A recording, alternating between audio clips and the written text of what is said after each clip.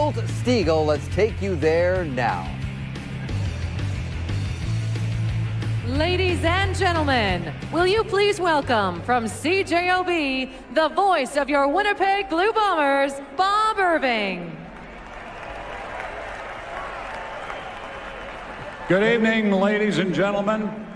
Tonight we honor and pay tribute to one of the great athletes in Canadian Football League history, an athlete we here in Winnipeg and Manitoba have been privileged to watch for the last 13 years, and an athlete who a few weeks ago broke the CFL's all-time touchdown record. And I speak, of course, of Milt Stiegel.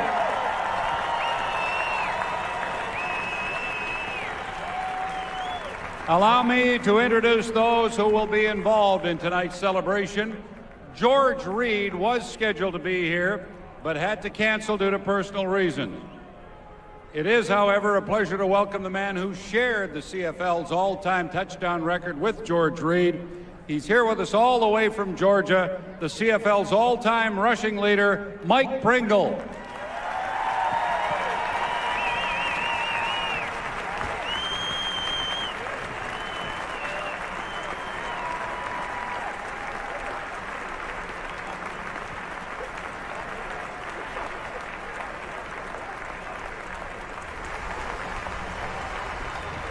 Also, please welcome the Premier of Manitoba, Mr. Gary Dewar.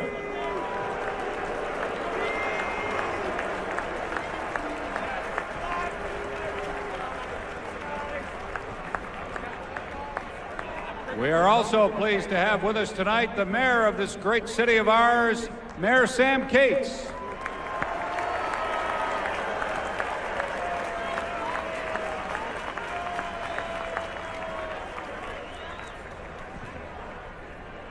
The Commissioner of the Canadian Football League has been good enough to join us tonight. Welcome to Winnipeg, Mark Cohan.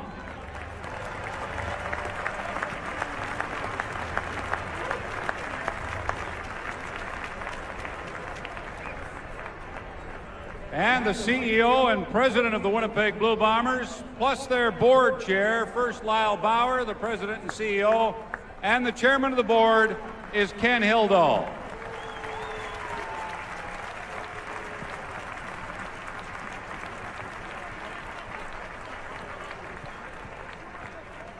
And we saved the best for last, of course.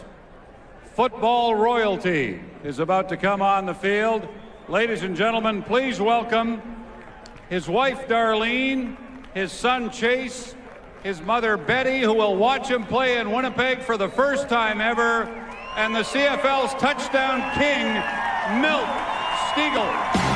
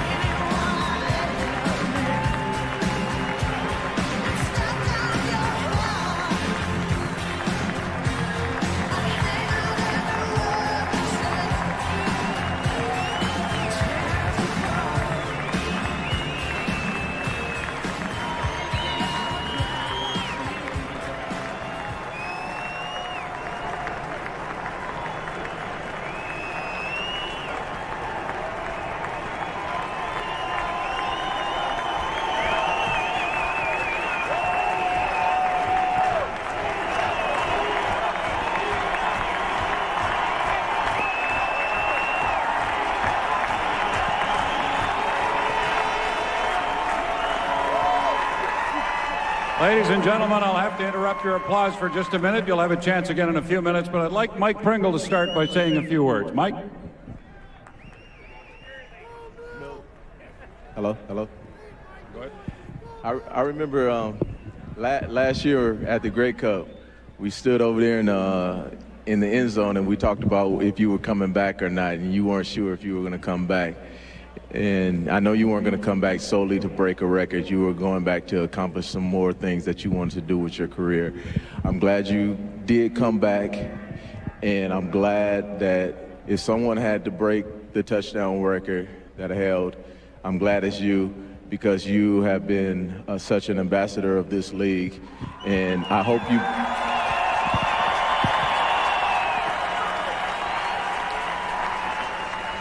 you continue to get in the end zone and put the touchdown record out of reach so you can wear it for a very, very long time. Congratulations.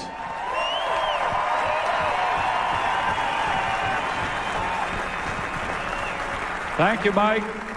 Earlier today, ladies and gentlemen, the Premier of Manitoba issued a proclamation declaring today Milt Stegall Day in Manitoba. The province also announced the creation of a Milt Stegall Scholarship that will go annually to a deserving Manitoba high school student as well as a post-secondary education student. And tonight, Milt will join the likes of Jimmy Carter, Desmond Tutu, Jonathan Taves, and many others in receiving one of the highest provincial honors, the Order of the Buffalo Hunt. To make that official presentation, Premier Gary Dewar. Well, thank you, Bob. Your mother was really impressive. Mother Teresa has also got this award, and it's a real privilege to present to you the Order of the Buffalo Hunt, to the greatest touchdown producer ever in the history of the CFL. You're a class guy. You're a great athlete. We're very proud on behalf of all Bomber fans and all CFL fans to give you this highest honor and have a scholarship for a student athlete into the future in your name. I know you'd rather hoist the Grey Cup, and I'm confident you're going to do that, but congratulations. This is the Order of the Manitoba Buffalo Hunt. Thank you on behalf of all your fans.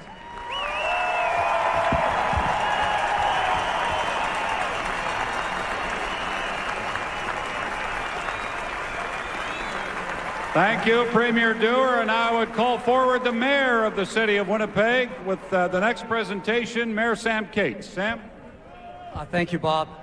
Milt, we all know your accomplishments on the field, but I think today we're also acknowledging off the field. You're a loving son, you're a dedicated husband, and you're a nurturing father. And I think that's why we hold you in such high esteem. And today I'd like to present you with a key to the city.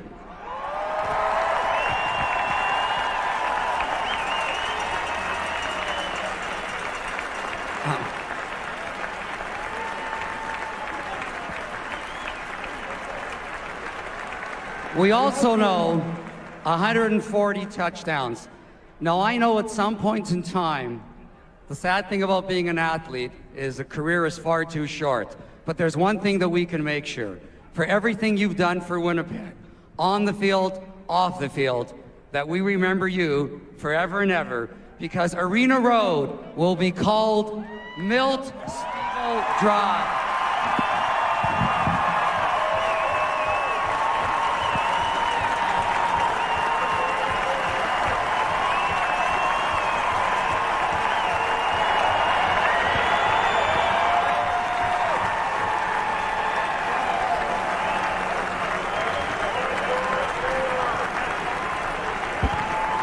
Thank you, Mayor Cates. Now, Commissioner Mark Cohan of the CFL, come forward and make a presentation, please.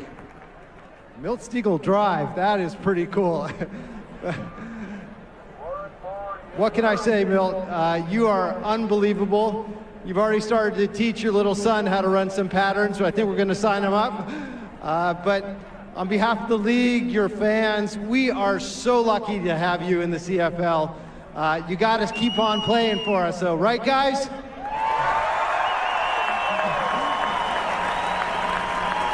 Your mom and your wife says yes. So on behalf of the league, we have an amazing plaque for you commemorating the moment when you caught your touchdown and passed the record. So congratulations and keep on playing. All right.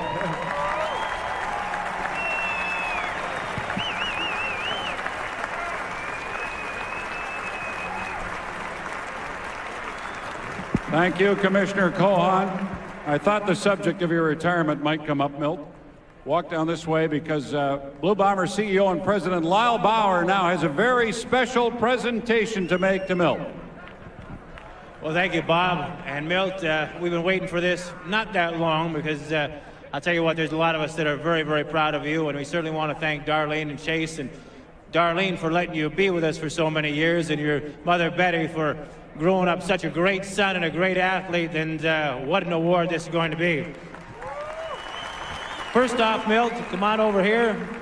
We have a very special frame print that was done by Steve Harborn and framed by Chris Walsh, which is a fabulous print with a ball and gloves, and it lists every one of your touchdowns and the games that you played in.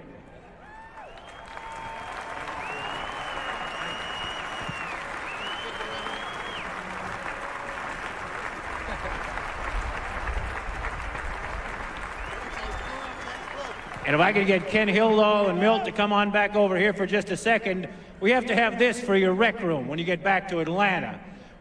Now, one of these fabulous Milton Stiegel chairs.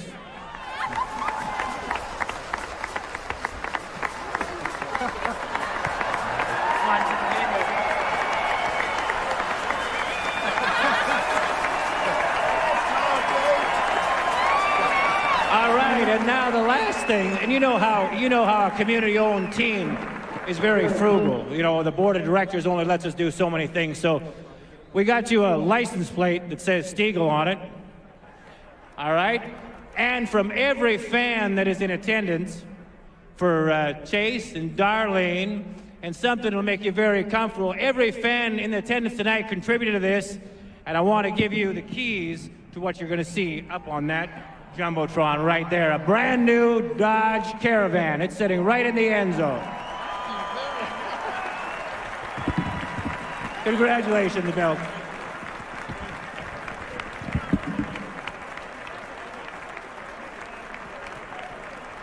Well, ladies and gentlemen, we're going to get on with the game here in just a minute, but first let's hear from the man himself, Milt Stiegel.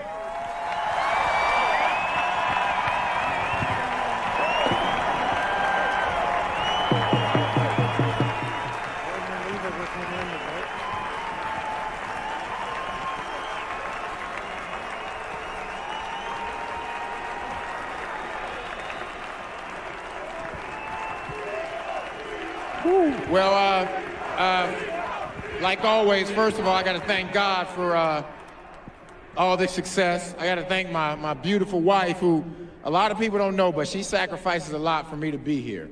And I got to thank my mother, because she gives up a lot for me to be here.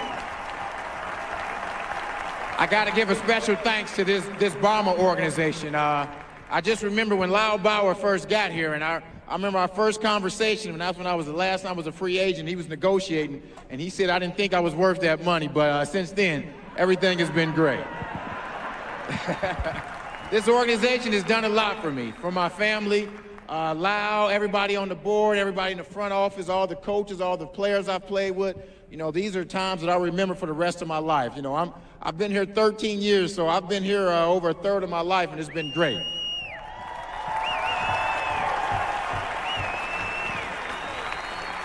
And definitely last and not least are these fans.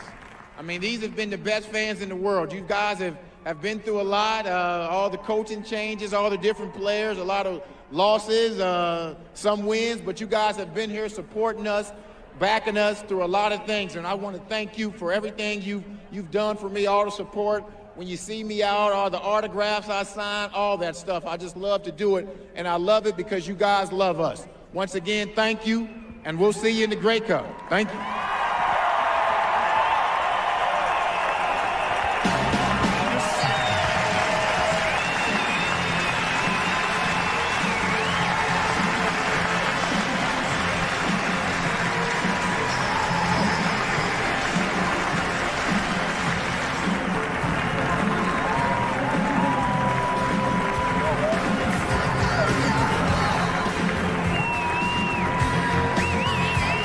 Well, after that pregame ceremony, let's play a little football. It is the first meeting of the season between the Argos and the Bombers. Hi again, everybody. Dave Randolph and Jock Climby, Matt Dunnigan and Chris Schultz. The Bombers are riding high atop the East Division. 4 wins, 2 losses, and a tie. Their quarterback is at the top of his game. Well, the Argos have lost 4 in a row, and they're on their 6th quarterback of this season, Schultz. Yeah. That's right. Yeah. Yeah, exactly. First meeting of the season for these 2 football teams, but both of these football teams are coming off the byes. So I expect a lot of energy, a lot of enthusiasm, a lot of competitive football. And for the Toronto Argonauts, they got to compete from the opening bell, especially on defense, because all 4 opponents, the last 4, they have scored points on the opening drive. 3 touchdowns and 1 single. If the Argonauts are going to win this game, they got to do it early, and they got to start right from the beginning on defense, opening drive. Bombers. Let me see. Victory.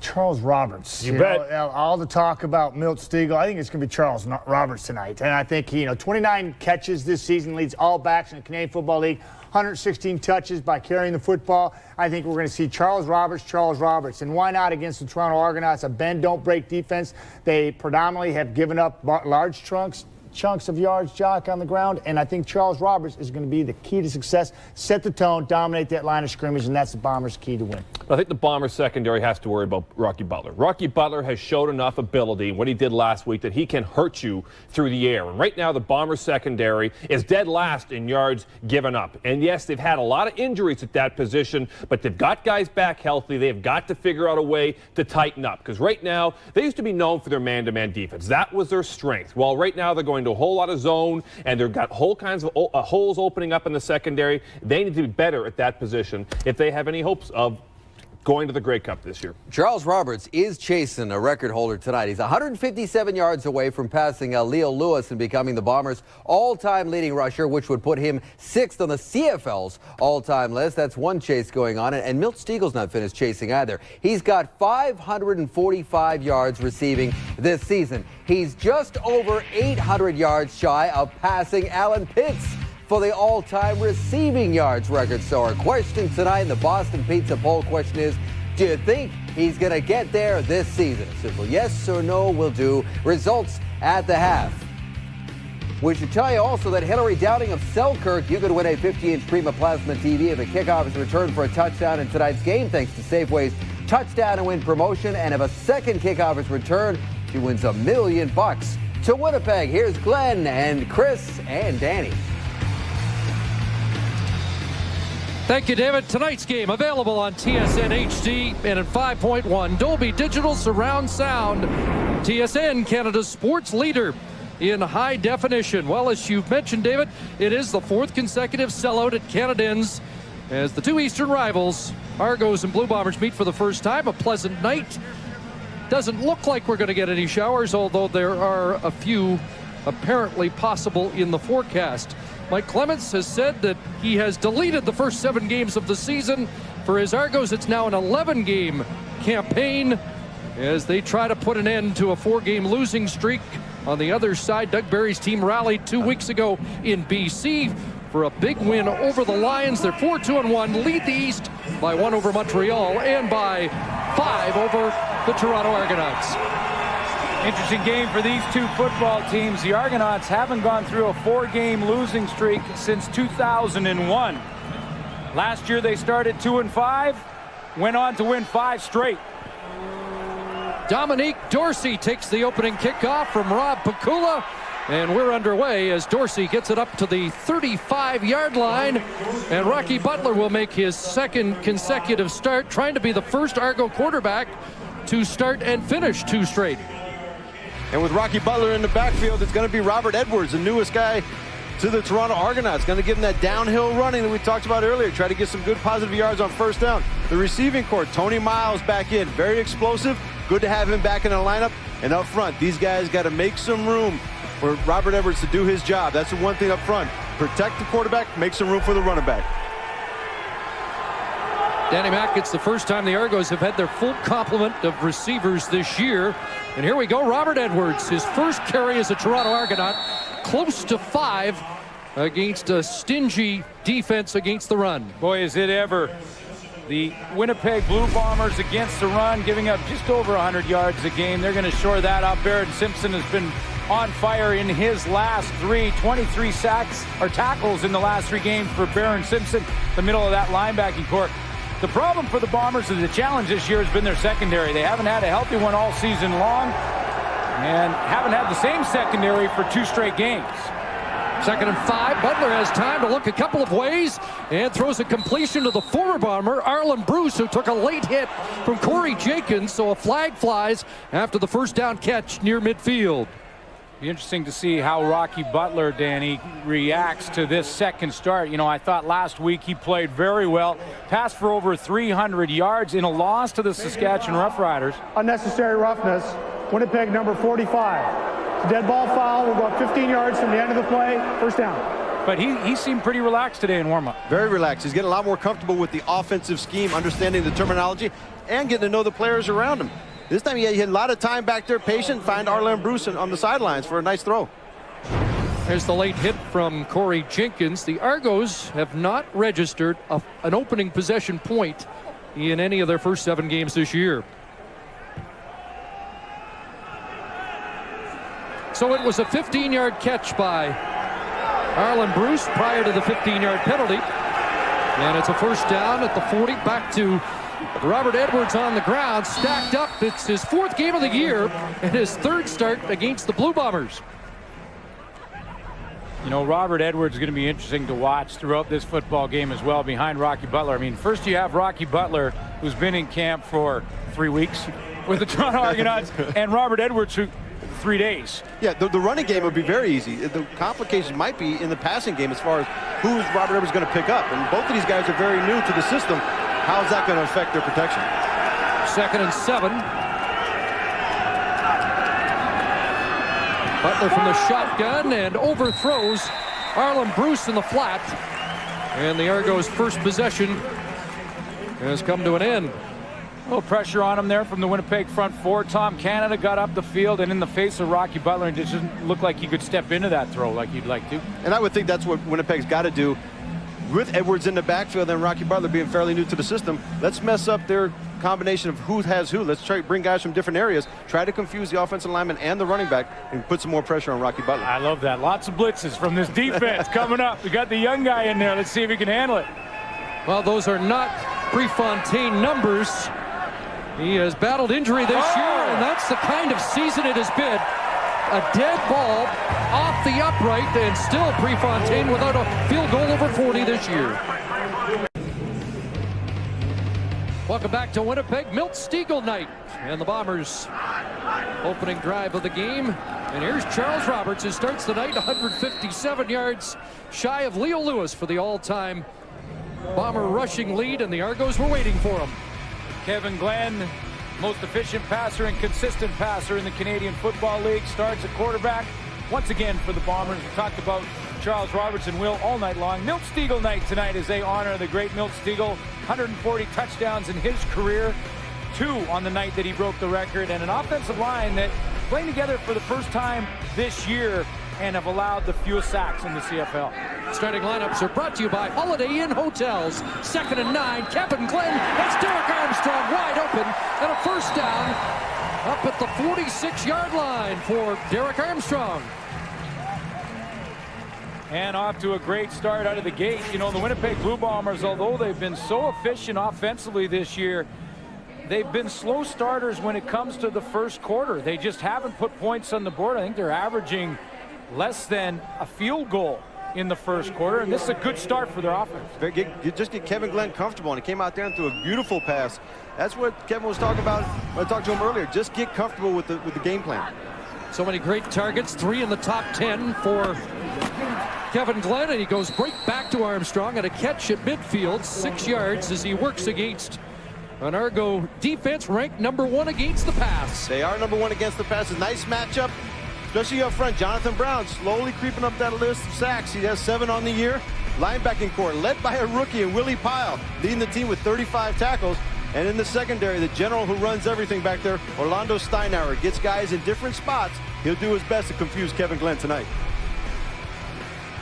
You mentioned Willie Pyle, 9 tackles against the Saskatchewan Roughriders in the Argos' last game. 2nd and 4, and a quick hitter nearly ball picked off as Kevin Ivan jumped the route.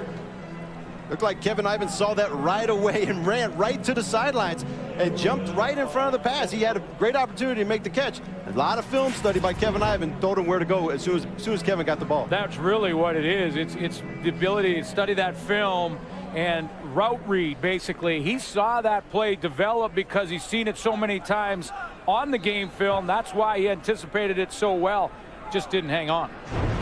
Pass intended for Charles Roberts, who has been a dangerous receiver for the Bombers. Pakula, short punt as he was looking for the sidelines, and this is out of bounds at the 31, so a flag flies on the play. Welcome back to Canada Stadium. Scoreless first quarter as we join Sean Churchill on the sidelines. Thank you very much, Chris. This is the fourth straight sellout for the Winnipeg Blue Bombers, a first for the franchise. And in 2 weeks' time, the Saskatchewan Roughriders come here for the annual Banjo Bowl. That game, too, is expected to be sold out, so it'll make it 5 straight. Obviously, the Milt Stegall touchdown push brought the fans out early. But this team is really rejuvenated for the first-place club. Big question, though, can they sell out a 6th game on September 29th against Hamilton? Guys? That's been a big story here and a big story in Regina as far as ticket sales are concerned. Well, and you heard in the tribute to Milt Stegall before the game, Milt Stegall was presented a brand new vehicle. And the reason for that is because the fans have come out to watch their favorite star.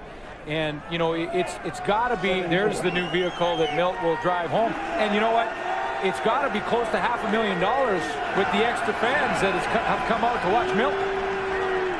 2nd and 4 for the Argonauts. And the long out, Arlen Bruce has the catch, has the first down. And Greg Moss won't let him get any extra yak yards. I like what Toronto's doing with their offense and Rocky Butler. They're giving him nice, easy throws, nice out routes. Somewhere where he can catch the ball in the shotgun snap, set his feet, and deliver the pass. He's got a nice, strong arm, and he's getting the ball right out there. And Arlen Bruce is finding the spots and making some plays. Bruce Almighty with a nice little out route there, too. He gets that separation when that's called a speed out, a speed cut. No fake really in it. Just get to the out as quickly as you can. Just already three catches for Bruce, who's had a quiet start to the year because of injury. Here's Robert Edwards, cut down very quickly. Corey Jenkins moved up from his linebacker spot, supporting Gavin Walls.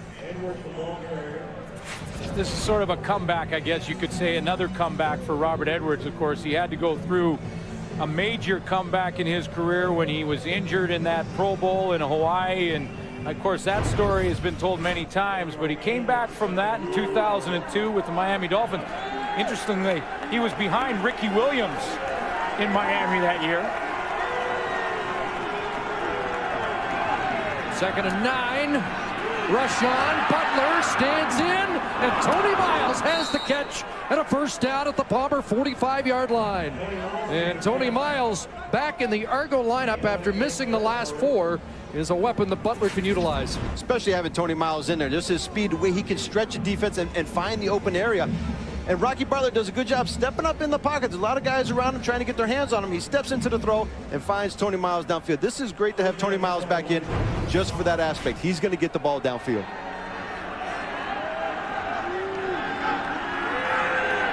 So 1st and 10 for the Argos. Flag down. Arlen Bruce may have been offside, and the Bombers get to Rocky Butler. Tom Canada, Doug Brown, Kyrus Hebert all have a defensive meeting at the quarterback. Kyrus Hebert comes down from the safety spot. He gets involved. He is up at the top of your screen up here.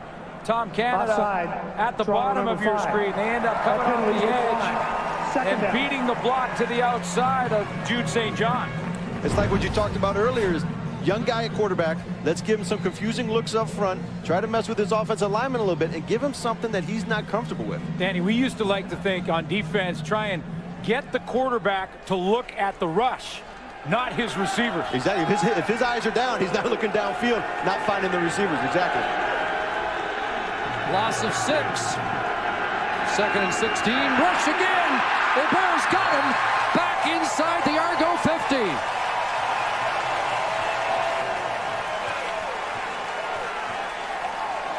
They are loading up. and sending pressure like you mentioned, Danny. And this is Kyrie Bear right over here. Look at 1-2 outside of Glenn January, the left tackle. Two players that he's got to worry about. One cuts back in the stunt. Kyrie Bear stays wide, and he is free to Rocky Butler and take off for Kyrie Bear. One defensive series, he doubles his quarterback sacks on the year from 2 to 4. Losses of 6 and 8 yards. And Prefontaine on to punt it away.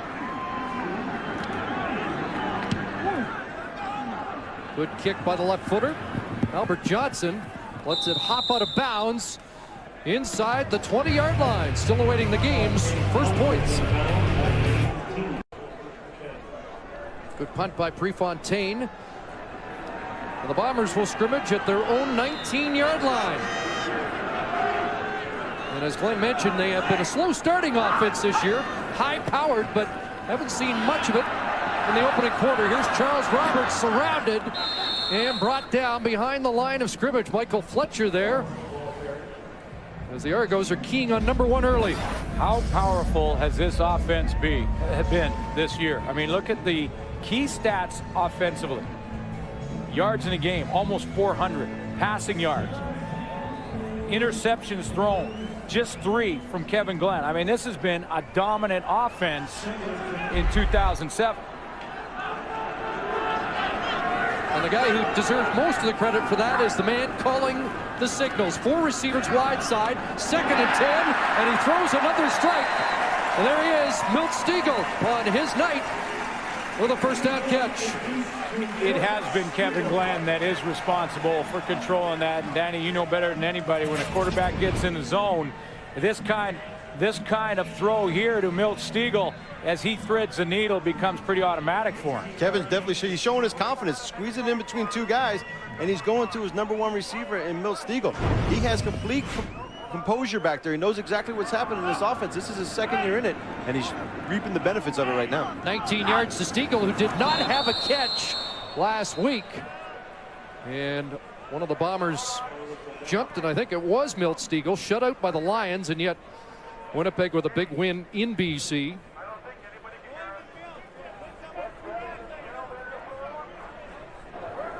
Procedure, Winnipeg number 68. 5-yard penalty, repeat, first down. Well, it's Milt Knight, so he's not called offside. It's Andrew Green, the right guard. They always seem to call the offensive lineman for that, not just because it's Milt's night, but those guys don't really get recognized except for those type of things like that. And Andrew Green will probably be the guy who's going to come back and say, hey, it wasn't me, it was someone besides me. They've been recognized for some good, too, this year. They're pretty good up front. 1st and 15, and there's Roberts. It lined up as a receiver, and the hitch is not going anywhere. And the Argos were focusing on number 1, and that's been evident so far. Well, you know, I showed you a lot of those numbers, but what do those numbers mean? Well, that first one means they've had balance in the offense. When you look at passing yards, consistency from Kevin Glenn. Yards per pass at 8.7, that's number 1 in the league. That means they have big plays. Interceptions thrown, we just mentioned that. Good decisions from Kevin Glenn. And Danny, you talked about this one just a second ago. The O-line has been recognized for giving up the fewest sacks this season, and that's pretty good. Those guys are doing a great job keeping Kevin on his feet, letting him see everything that's happening downfield, and he's getting rid of the football. Loss of 2, 2nd and 17. Glenn just got it away, and it's a big play downfield. Derek Crawford with the catch. Derek Armstrong with the long pass of 47 yards. I like what Kevin Glenn's doing. He's looking straight downfield. He knows where the one-on-one matchup is, and he goes right after. The ball is right on the money. That's what Kevin has been doing this whole year. He's been doing a lot of things that Coach Berry wants him to do, is move the ball around, find your different receivers. And that's with Pyle coming off the edge. Willie Pyle for the Toronto Argonauts coming off the edge and putting a hit on Kevin Glenn. What a throw with that kind of pressure from the backside. 3rd catch for Armstrong, a 47-yarder, working against the All-Canadian from 2005 on the corner. Jordan Younger flags down. And again, early movement as Armstrong has another catch that is likely coming back. You know, Kevin Glenn, we just talked about his decision-making, his ability to stand in there, take a hit like he just did. Kevin Glenn is 3-2 as a starter for the Winnipeg Blue Bombers against Toronto. He wasn't in the game last year when Toronto beat Winnipeg. In those games, Glenn has thrown one interception. Toronto number 78. It's a 5-yard penalty. Repeat, first down. This time Adriano Belli was the man offside. One interception in 153 passing attempts for Kevin Glenn against the Toronto Argonauts. Danny, he's just making good decisions. And that's the big thing. The decisions are coming out exactly the way he wants them to. He says the game is slowed down a little bit for him. That happens when you get experience, and he's been around a while, and he's understanding what the quarterback position is about. The game slows down, he's seeing everything, and he's getting the ball out where it needs to be. Bombers take the penalty, so it's 1st and 5. Roberts, and he gets to the 25, and a couple more. Well, it has been high efficiency, especially in the last 4 weeks. You know, I love the completion percentage too. I mean, that's again the decisions, his accuracy with the football. Now, he's got some 0 interceptions in that time. Now he's got some weapons in the arsenal. I mean, when you line up there, you got. How about Milt Stegall to throw to? Yeah, you don't have enough guys to double cover if you're on a defense, so someone's going to get single coverage, and Kevin's finding those guys. He sure is. 2nd and a couple, and Charles Roberts has his best gain of this opening quarter down to the 15-yard line. 10 for Roberts. Michael Fletcher, the outside linebacker, had stepped up here, and he gets so much penetration that he opens up an alley for Charles Roberts from the backside to run through. Number 2 gets high, and Roberts finds that alley underneath him. And this is the little wrinkle Toronto's trying to do, is bring those linebackers up to the line of scrimmage and take away some of Charles Roberts' running lanes. He found it that time, and like you said, when he gets a lane, he's going to hit it. He was able to do it on that play.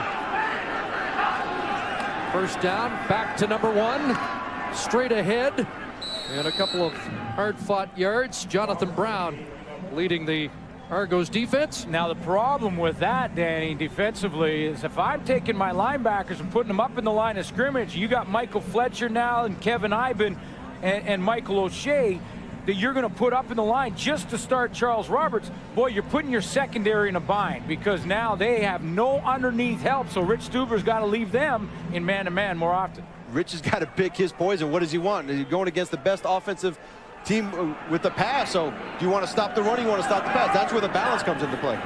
2nd and 7, pressure. Glenn is sacked back at the 20-yard line. And there's Jonathan Brown, who has just taken the CFL sack lead with number 8. And the West has a game in hand, and he shared it with Brent Johnson for the BC Lions. And he is right here beside Michael O'Shea, who will take up a block on the outside. But this guy, Jonathan Brown, is not talked about enough, and to me, the most underrated defensive lineman in the game, and he is just making it happen. He's been dominant. So that forces the Bombers into a field goal situation. The man who kicked his first ever pro game-winning field goal last week has missed from 27 yards out. Rob Bakula here 2 weeks ago with just a single here. So just one for the Bombers. We've had Prefontaine off the upright, and now a Bakula miss from 27 yards out. Bombers leading with under 90 seconds remaining, first quarter, and the Argos scrimmage at their own 35. And the ball swung out to Bruce. Is that a live football? Now they're ruling incomplete. I think it was just forward. Second start for Rocky Butler. We mentioned he looked pretty good in the first one, a loss to Saskatchewan, but threw for over 300. Boy, Michael Bishop is here. We'll help him on the sideline, and he wants to play. Oh, he's chomping at the bit to get out there. He was out at warm-ups, throwing passes all over the place. I think that was kind of letting the coaches know that he's ready. Yeah. And usually most coaches say, okay, the guy said he's ready, now let's wait a week. That'll give him some more time to recover. 2-0 with Michael Bishop, but 0-5 without. So far, these Argos. There's Butler on a roll, and he's got Andre Talbot for a first down up at the 48-yard line. And Rocky Butler took a hit and was looking for a flag. Well, he did from Cam Hall, and it was, remember, the CFL at this point has a no-step policy, so as Rocky Butler gets outside, does Cam Hall take a step before he lowers the boom on him? Looked like he took a step to me. I'm not speaking just for the quarterback position. But Cam Hall, even if he took the step, he hit him, and it looked like he hit him right in the face, and that's a no-no area on a quarterback as well. Yeah, it looked like he got away with one there. 14 for Talbot. Play action and a flag as Butler throws another strike, and it's Tony Miles with the catch. Ball popped loose and now ruling incomplete. Miles goes right to Pinball Clements and said, I caught it. You may want to challenge this. We'll find out what the flag is first. It's all for naught. The Argos for procedure is the preliminary indication from Glenn Johnson. Procedure, Toronto, no end. That penalty's declined. Second down. So an alignment issue negates what would have been an interesting video challenge. Well, now that it's declined, can he go back and challenge it after the fact? And here's another look at it. It's almost the bang-bang where you get hit from the back and have to survive that hit. Does he survive it long enough to have possession of the football? Either way, they won't review it. Should be the final play, first quarter. Robert Edwards across midfield. And he will come up short of the first down. Final play of the opening 15 minutes. A low-scoring affair in Winnipeg. Stats after 15 minutes brought to you by Rona, the Canadian how-to people. These stats are very even. That's probably why the score is 1-0. But what I like is that the defense is starting to get involved a little more. You see the quarterback sacks. They're putting pressure on these quarterbacks. When you have that on the defensive side, the score is going to be down. I know, Glenn, you probably enjoy that with the score being down with the defensive side. But from offensive guys, we'd like to see a little more production there. You know, I am loving that defensive game. You know, the Argos seem to have a good game plan. You mentioned it, Danny, that they're sort of on the line of scrimmage, slowing Charles Roberts down. His average was 3 yards in that first quarter with just 5 carries. So far, they're controlling him. Yet Kevin Glenn very efficient once again through the air in the opening quarter of play. Interesting to see if they can control Charles Roberts the entire game. That's what every team tries to do, and that rarely does happen. Not many do, yeah. They're down Argos and Prefontaine getting set to kick it to Albert Johnson, but it's a fake. Michael Fletcher has the first down, and look out, rumbling downfield and cut down by the would-be return man Albert Johnson, but the Argos with a big play on special teams. Designed fake with Michael Fletcher, who is the personal protector or up back in this formation. Here he is right here, and watch him take the direct snap and head around student body to the left side of their formation offensively, and a nice fake in behind him from No Prefontaine.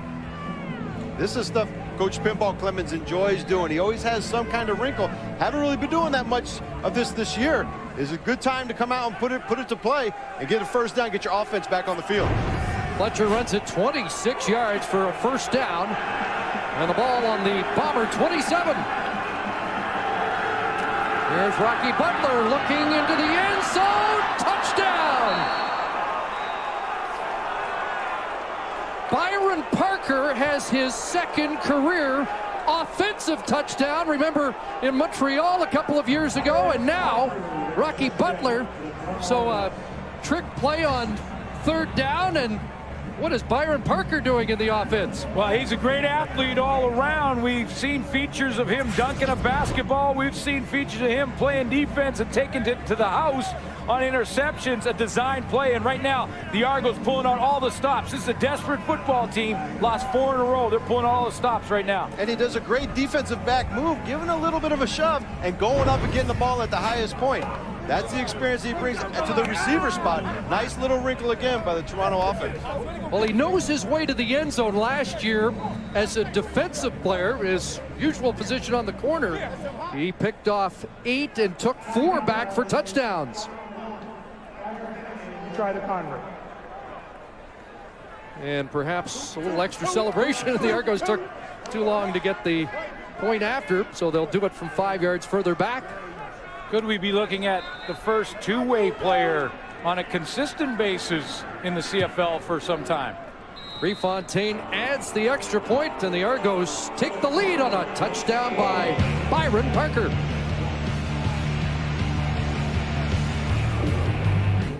Argos were saying yesterday teams are throwing away from Byron Parker this year after the 4 touchdowns last year, so they're going to get him involved another way.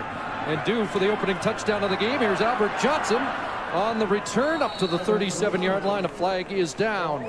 Let's take a look at that. Touchdown by Byron Parker. Starts out right here, and he's going to exit the backfield like there. Here is Robert Edwards, who's going to be the play-action man as Rocky Butler play actions to Edwards and then throws back to Byron Parker, comes out of the backfield, lines as a tight end, and is not counted by the defense. And when you're bringing him out of the backfield, you're looking for a mismatch with a linebacker or something like that, but Parker gets downfield and goes against a defensive back and use a little bit of his skills with that left arm, push off a little bit, then get it back up and catch the ball with 2 hands. That's like Patton and Rommel. You know, Patton read Rommel's book, and that's why he beat him in the desert, right? And see, Byron Parker has read the book of the defensive backfield. Right? He knows the book, so he played that, and he just push off, jump up, and what an athletic move to come down with that football. A little bit of the talent that made him an NCAA dunk champion on display there. Now back to his regular position, and there's a ball batted down. You know, Adrian O'Belly get his hand on that ball, or Michael Fletcher? Yeah, Michael Fletcher's played well the last few games. I mean, Belly was in there as well, but Fletcher, who was right here in the middle of your screen, he's going to get in there. But this is a desperate football team. I mentioned, you know, they've lost 4 straight. And Mike Clemens mentioned it's a new season, 11-game season. They think if they can win 6, then they're in the playoffs. If they win 8, they may host a game, but they might have to do it on defense. Well, the defense is doing it on offense. The 2 biggest offensive plays for the Argos made by defensive players. Here's O'Neal Wilson with a catch and a first down up to the 30-yard line. So Wilson with 15. Nice 2nd and 10 play by the Bombers, bringing O'Neal Wilson underneath Edwards. Edwards kind of goes out, and he makes a big collection of defensive guys gather around him, and O'Neal Wilson comes right underneath, and Kevin Glenn puts a strike right on him. Yeah, those are the type of plays that you're looking for on 2nd and 10. Get enough yards, hit the ball right up, go north and south. Yeah, and as a defender, when you're facing Terrence Edwards, who's 3rd in the CFL coming in, you pay a little more attention to him after that. You let Wilson slide underneath. First down, Bombers. Charles Roberts, 2nd man through. Look at him cut back. Look out. First down. And Charles Roberts up to the 49-yard line. 18 for Sir Charles.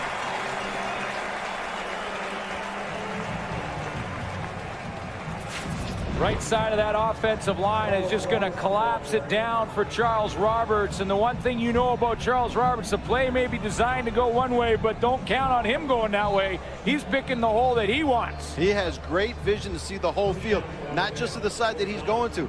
That side was a little clogged up. Saw a lot of white jerseys, put on the brakes, turned right, got the ball upfield. Mike Clemens was saying yesterday, Roberts, his favorite player in the CFL to watch. One of the reasons he goes where the play's not designed. That was a good indication of it. And now Jill Leslie out of the backfield of the big fullback rumbles across midfield. I was wondering how long you can contain, if you're the Argos, Charles Roberts, who loves to play against this football team. The last 6 games, Charles Roberts alone has averaged 130 yards a game. He's going to draw a lot of attention. That's why Kevin Glenn's using him a lot of kind of in play action, kind of moving him around, getting him in different spots. But Charles Roberts, like I said, he's going to get his touch. You try to contain him, but not many teams have been able to do that. So 35 so far, needing 157 to become the all-time leading Bomber rusher. Quick pass, and Armstrong another catch with flags flying.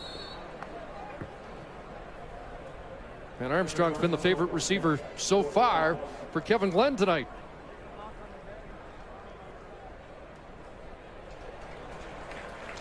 And the indication, it's going against the Argos.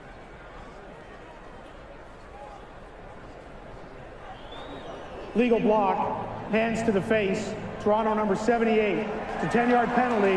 First down. Nose tackle Adriano Belli, who will celebrate his 30th birthday tomorrow. Not celebrating right now. Play aggressive. That's one of those. That's the job in there that is one that you don't get a lot of thanks for. And then you can see he goes up into the face of Dominic Picard, and his helmet goes flying. The Bombers have moved it to the 38. There was a flinch on the left side of that offensive line.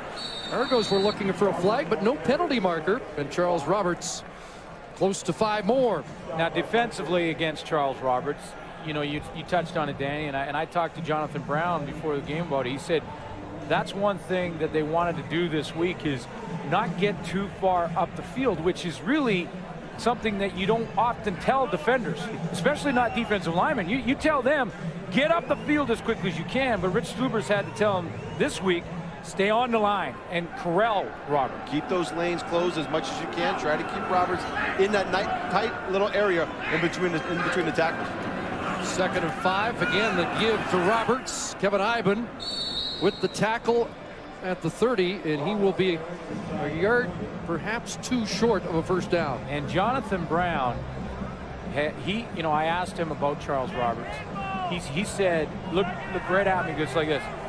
With all due respect to all of the other running backs, and there's some good ones in the league this year, Charles Roberts is the best one I have ever played against, game in, game out, year in and year out. He said, as far as running backs go, this is our biggest challenge.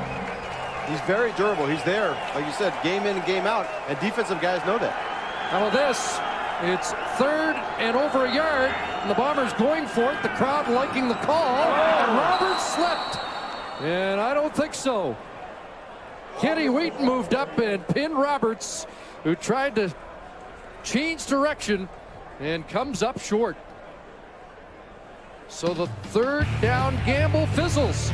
Argos take over on downs. And Crystal of the Blue Lightning has her game cup already for a chance to win instant prizes. Danny, would you try toe punch or soccer style if you had a chance to? Toe punch. I'm old school. You're old school, toe punch. Argos take over after that defensive stand. A pump from Rocky Butler looks the other way, and Arlen Bruce was well covered there. David Bush step for step. In fact, Bruce actually was out of bounds.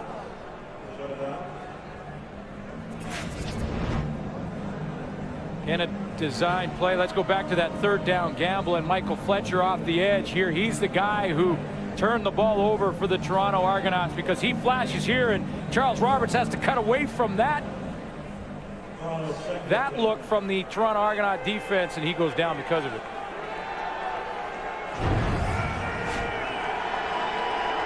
So 2nd and 10, and Anthony Malbrough went to the bench after that last play, and Rocky Butler dropped again.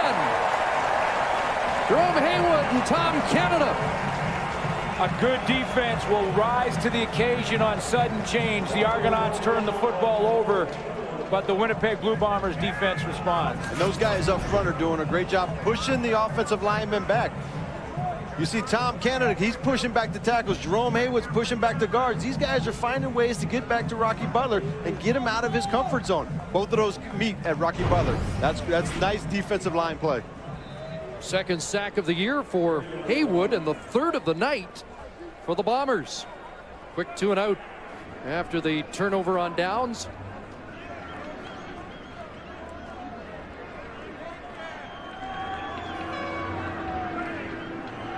Fontaine presumably to kick this time. Some pressure from Fred Reed. Good kick. Johnson at his 35. Albert Johnson ran into Michael O'Shea, and he's dropped at the 43-yard line. A 50-yard punt. Bombers won 2 of the 3 regular season meetings between these two teams last year. Although on August 25th last year, surprisingly, the last of the 3 regular season meetings, the Argos won here 18-15 to help turn their season around. Of course, these teams met in the Eastern semifinal, and the Argos came from behind in the 4th quarter to win that. Kevin Glenn has Armstrong, and he can't bring it in. Just a half stride too long.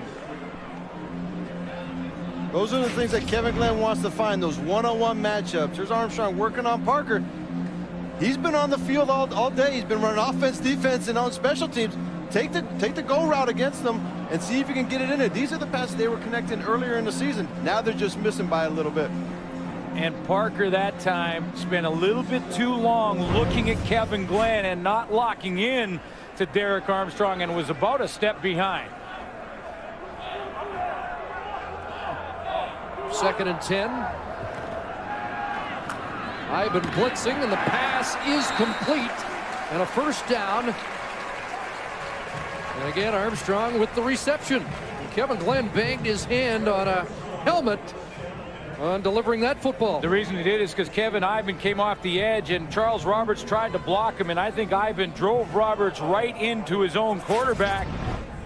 Here's Ivan right here. Charles Roberts is going to try and pick him up in the backfield. Ivan comes off the edge. Here he comes. Now watch what Roberts is. He gets pushed right back into Glenn, and it hits his elbow and arm and hand area. That's not a great feeling for a quarterback.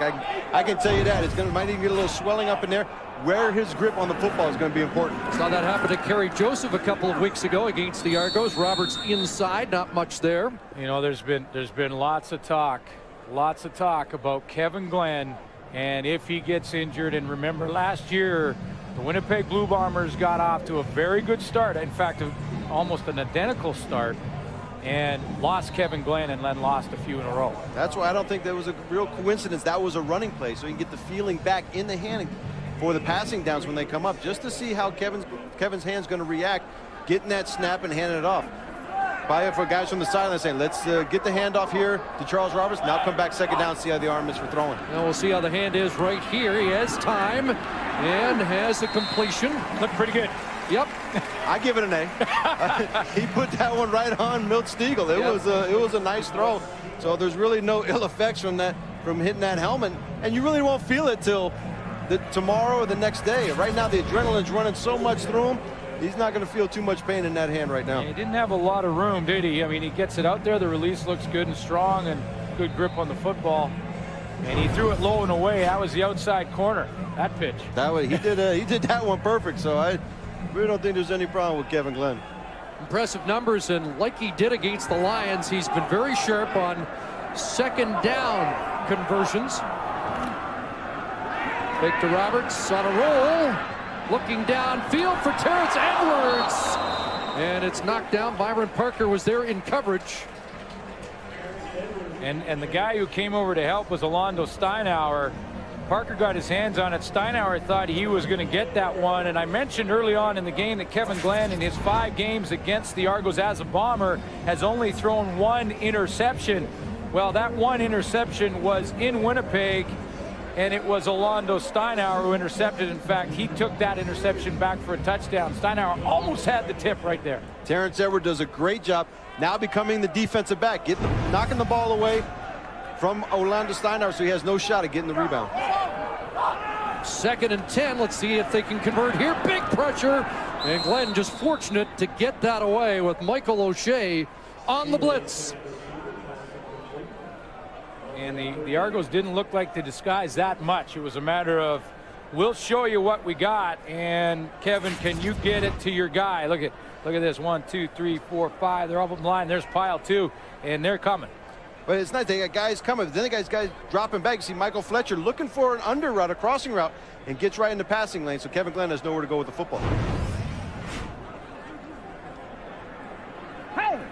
So the drive stalls at the 42. It would have been a 49-yard field goal, which is just about at the edge of Pakula's range, and Doug Barry has opted to punt here.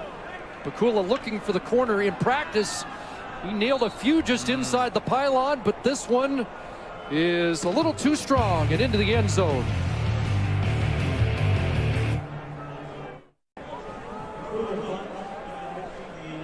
Well, there's Anthony Malbrough, who went to the bench and has aggravated an ankle sprain in the last series, so he is back on the sidelines after missing most of the early part of this CFL season. The key veteran in that secondary, and the Bombers were so excited to get him back and to almost have the secondary the way they wanted it at the start of the year. Robert Bean about a week away, and so Sam Young back in for Malbro. Especially the way they've been getting hit with passes against them, the yards that's happening in the secondary. Not many interceptions by those guys in the secondary, and the quarterback knows that. He knows he can get the ball out there and throw it. There's going to be some open lanes, and Rocky Butler's taking advantage of that. 7-2, the Pakula punt goes for the single. And a 2nd and 3, Butler, pressure again, steps up and drops the ball. Butler trying to pounce on it, it's still loose. Hot potato, Baron Simpson's got it. And Simpson is finally down inside the 20.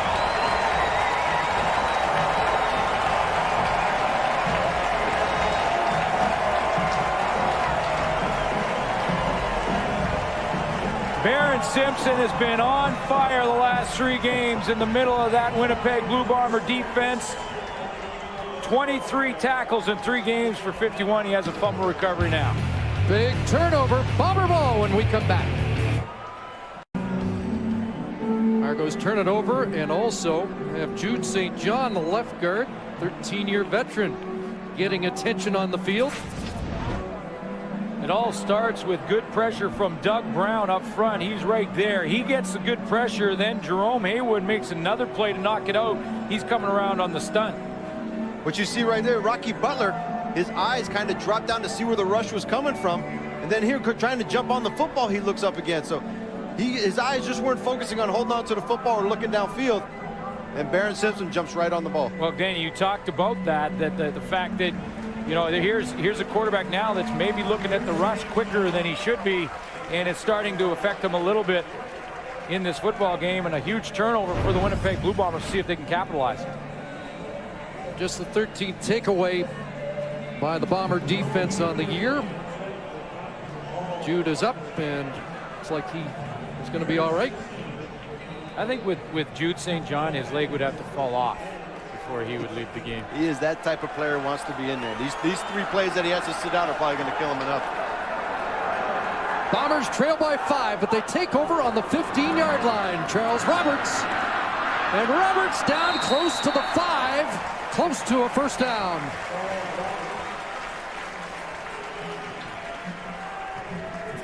Defensive line trying to stay on the line of scrimmage, but all Charles Roberts needs is a tiny little seam to hit, and what a cutback. And Winnipeg coming on a 2 tight end set. You got big bodies on the smaller linebackers. Now they're creating the holes that Toronto doesn't want Charles Roberts to have, and he's finding them and hitting them. They mark it at the 7, so it's a gain of 8. Roberts has retaken the lead in the rushing derby once again. And Adriano Belli with the tackle as Roberts gets close to that first down. It's been an interesting matchup to watch early on in this game. Adriano Belli, who's gone one-on-one with Dominic Picard, and one of the guys that Doug Barry has said has been one of the real bright lights in this football team at center. He does a great job, not only in his run blocking and pass blocking, but it's the shotgun snaps. He's so consistent where he gives it to Kevin Glenn that Kevin Glenn can just kind of peripherally look out and get the ball there. He knows where it's going to be, so he's keeping his eyes downfield, and that helps the quarterback not to have to find the football. He's able to keep his eyes into the secondary. 3rd and inches as Picard hunkers down against Belli, and Kevin Glenn will push the pile for the first down. And it looked like just Kevin Glenn's extra weight was enough, because right now Dominic Picard has his hands full with Adriano Belli in the middle of that defense, but they move the chains and have a chance to capitalize on that turnover. Picard's done a good job at center, replacing Bobby Kahn, who went through a viral infection that led to losing 50 pounds, but he is close to getting his starting job back. But in the meantime, Picard, the Laval product's done a terrific job. Love what Doug Barry said about Abi Khan coming back too early before he's got all his weight. He said it goes back to force equals mass times acceleration, and he needs more mass before he can come back. It was neat to see him on the sidelines and talking with him that he's only about 10-15 pounds from his playing weight. I said, what's your playing weight? Right around 285, 295. That's nice to be able to move up to 285, 295. A lot of people are trying to drop down from that weight. Reset the game clock to 2 minutes. Thanks. 2 minutes remaining, as Glenn Johnson asked. He That looked was up nice. and it was done. Thank you. Exactly 2 minutes on the clock. First and goal for the Bombers. It's the Canadian way.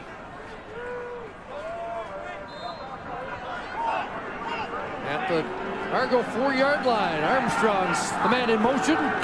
The give is to Roberts. Charles Roberts walks in. Touchdown, Winnipeg.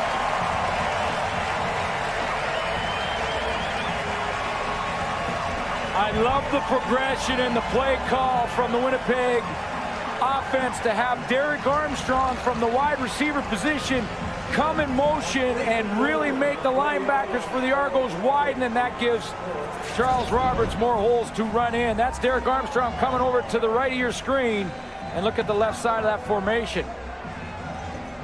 It's wide open, and that motion that Armstrong's doing is making those guys in the secondary communicate. Sometimes communication doesn't get all the way across, and someone missed the gap, and that left an opening for Charles Roberts. 9th touchdown of the year for Charles Roberts. Ties for the league lead with Joe Smith, the BC.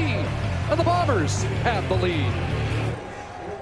Give us their opinions on the opening half of play. And Charles Roberts, who didn't get much done in the first quarter, all of a sudden putting up numbers that make you think 157 isn't out of reach tonight. 13 carries, 60 yards so far.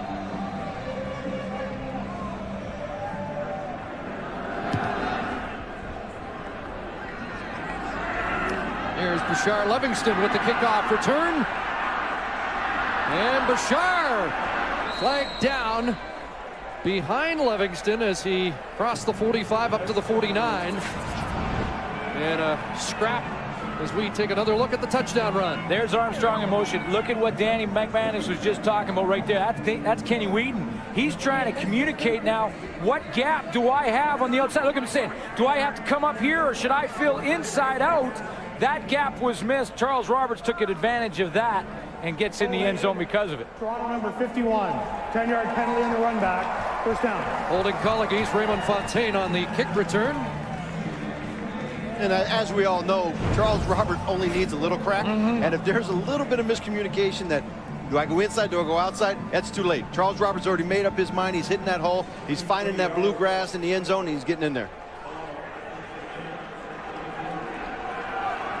So 1:44 remaining in this first half. Rocky Butler dusting himself off after the fumble and going back to work. Downfield for Frank Murphy, and a flag flies as Murphy was held up by Sam Young.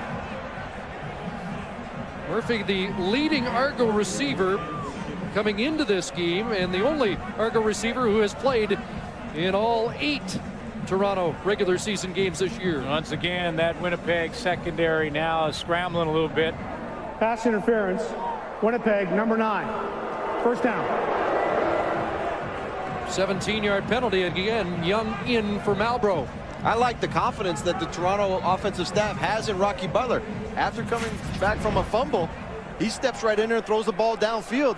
They're showing that they have confidence in this guy. Let this be his game. Let him do what he wants to do and go out there and have some fun. Big pressure again. Tom Canada's got him. How about Tom Canada?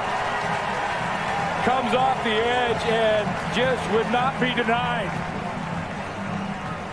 4th sack of the game for the Bombers. 4th sack of the season for number 44. Take a look at him, folks, up at the top of your screen. He's on the bunch side of the formation and will not be denied as he goes all the way around the outside. He goes right by Brian Ramsey, just using his speed, just taking it right around the corner. That's what Top Canada is definitely known for. The rookie out of Victoria in just his second start. Ramsey at right tackle. Here's a completion of Ben Satut with the catch at the 41-yard line. He got back to the line of scrimmage and maybe one more. The Argos will have to punt the football away. You know, it's a real contrast offensively for these two football teams. Rocky Butler is in week 3 with the Argonauts, and he's got to be looking at a constricted game plan. And whereas Kevin Glenn is looking at progressions, that touchdown with the motion, we haven't seen that from Winnipeg. Derek Armstrong coming across like that. They're looking at progressions in their offense. The Argos are looking at just getting some plays called. They're just trying to make sure they get aligned right, making sure Rocky feels comfortable. But Kevin and his offense, like you said, they're going to the next step to see what can we do from different formations, and they're adding it on a weekly basis. Prefontaine to punt. Albert Johnson awaits. Great kick. Backpedaling Johnson at his 15, but finds a crease. Albert Johnson, oh, big tackle there. And a good one by Willie Pyle, ending a 20-yard return.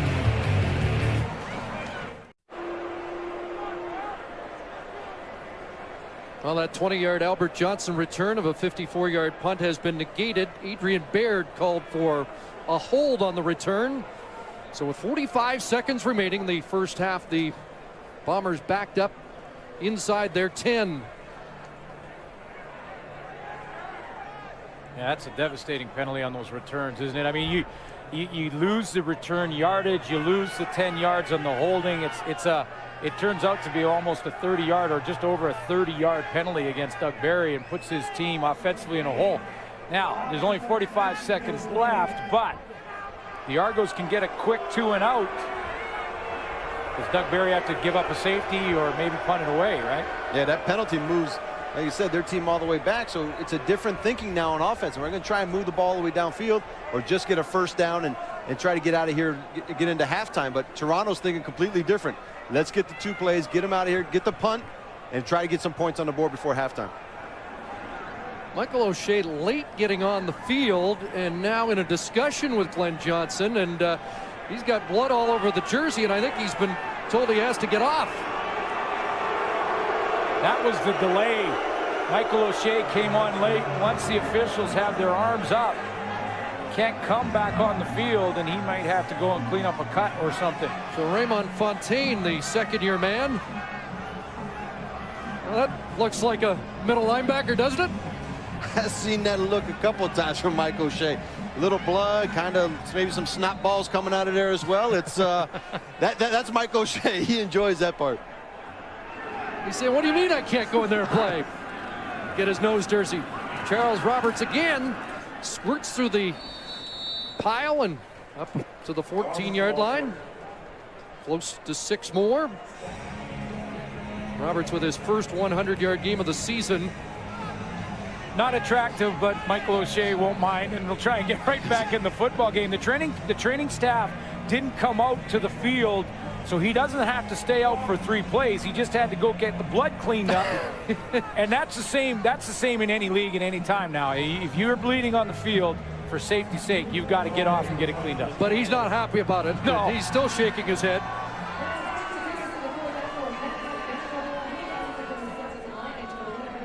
And now the Argos have called the timeout, stopping the clock. 37 seconds to go, trying to force the Bombers into a punt situation. Can the Argos get the ball in scoring position with any time left on the clock?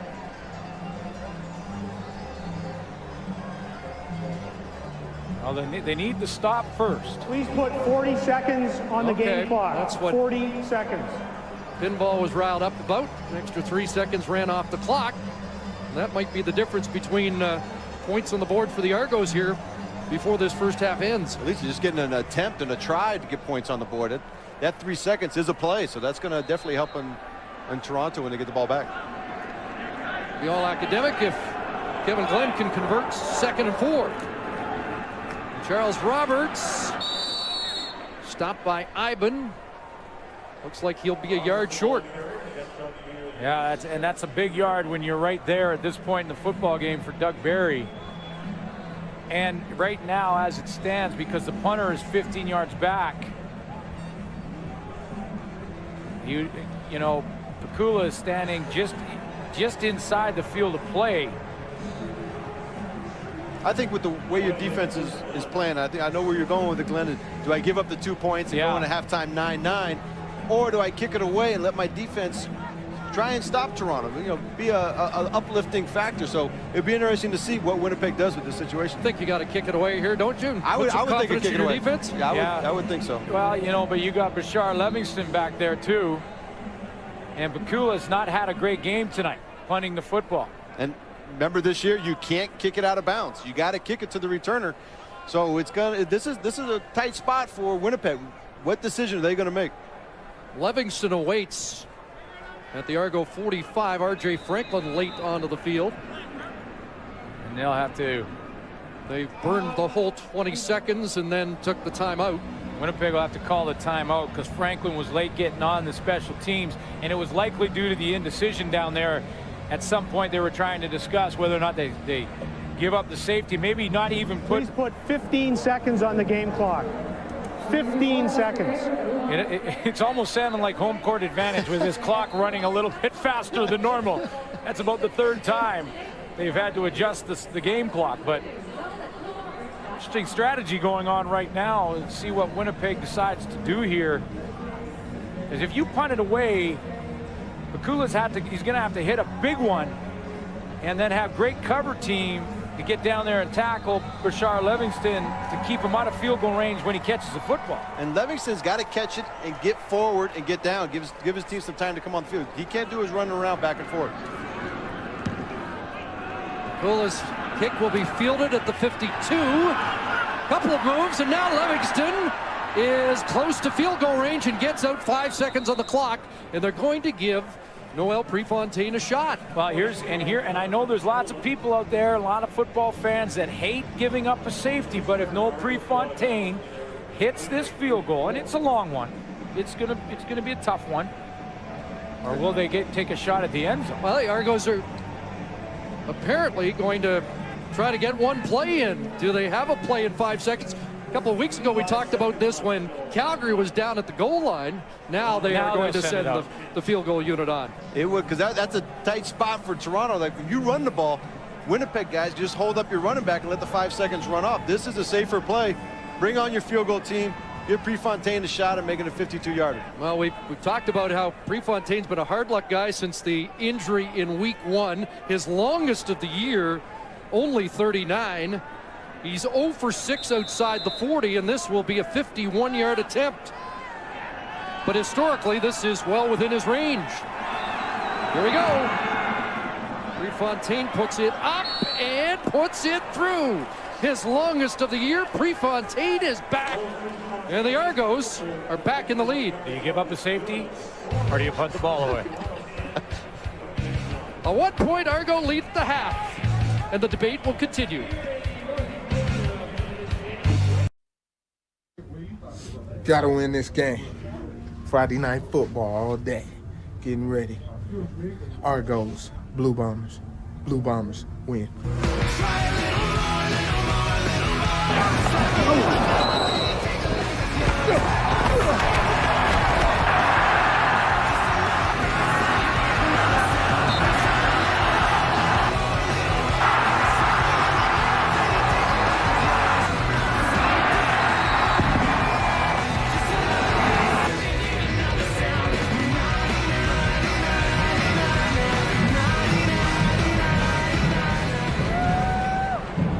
Tonight's game is available on TSN HD and at 5.1 Dolby Digital Surround Sound. TSN, Canada's sports leader in high definition. A 1-point Argo lead on that 51-yarder by Prefontaine to end the opening half. Defense stout on both sides of the ball. Second half underway off the foot of Prefontaine. Albert Johnson up across the 35-yard line. Let's take a look at the numbers by the quarterbacks in the opening 30 minutes. Both quarterbacks they had a great half. Their completion percentage is way up there.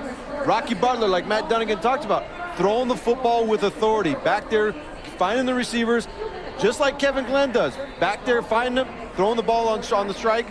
These two guys are very composed back there, having a great time throwing the football. That's about Kevin Glenn's pace. He's just over 300 yards a game passing, and Rocky Butler doing well. Not quite the same numbers like you mentioned, Danny, but playing well enough to win, like Jock said. Charles Roberts to start the second half with the carry up close to the 40-yard line. It felt like the Bombers did more on offense than the points would indicate in that opening half. They picked up in the second quarter. They really got some things going with their offense, got back into their game plan a little bit. Second quarter was a lot better than that first quarter for Winnipeg. Well, Charles Roberts in particular, 15 yards in quarter one. He ended up with 70 in the first half. So Charles Roberts starting to establish in that offense for the Winnipeg Blue Bombers, and we'll see if they keep going to him as he tracks down Leo Lewis. He's just over 80 yards away from becoming the Bombers' all-time leader. 2nd and 6. And a quick hit behind the intended receiver, Terrence Edwards, and Glenn would like to have that one back. Well, if it's in front of him, though, it might be Michael Fletcher's ball. I think Kevin would love to wait maybe just a half a second just for Fletcher to kind of go by the receiver, and Kevin can put it right in there. It's one of those spots where, do I throw it now? Do I throw it later? And if he throws it just a little bit later, he catches Terrence Edwards right behind Michael Fletcher. So a 2 and out to start the second half for Winnipeg. And Pakula to kick it away. Line drive. Dominique Dorsey back returning. Dominique Dorsey across midfield and dragged down, a touchdown saving tackle by R.J. Franklin.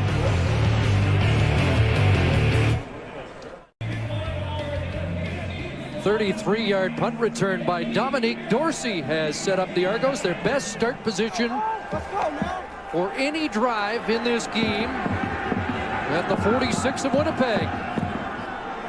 And Rocky Butler looking downfield, airing it out deep, and looking for Arlen Bruce, incomplete.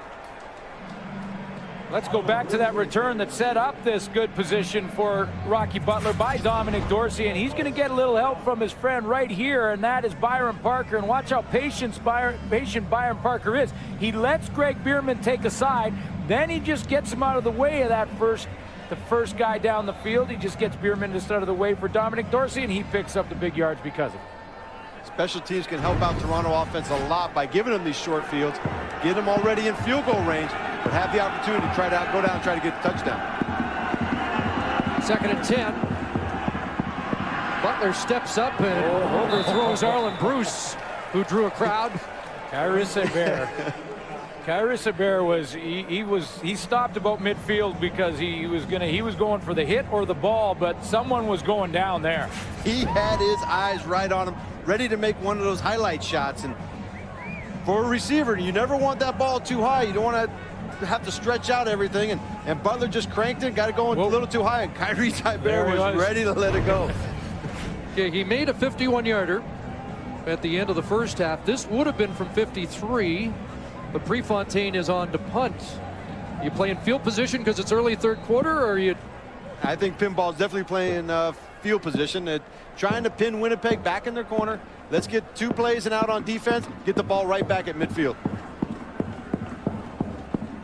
See if Prefontaine can hit the corner. Line drive. Johnson at his 10, and he is nailed. Great downfield coverage. Willie Pyle, first man down once again. There is a penalty marker on the play.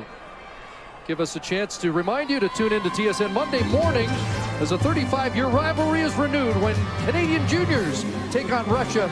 Game 1 of the 8-game Super Series. Live coverage from Russia begins at 9 o'clock Eastern, 6 a.m. Pacific. It's also available on TSN broadband at tsn.ca. Yes, the hockey season about to begin. I wonder if we could ever do like a cheerleaders all-star team.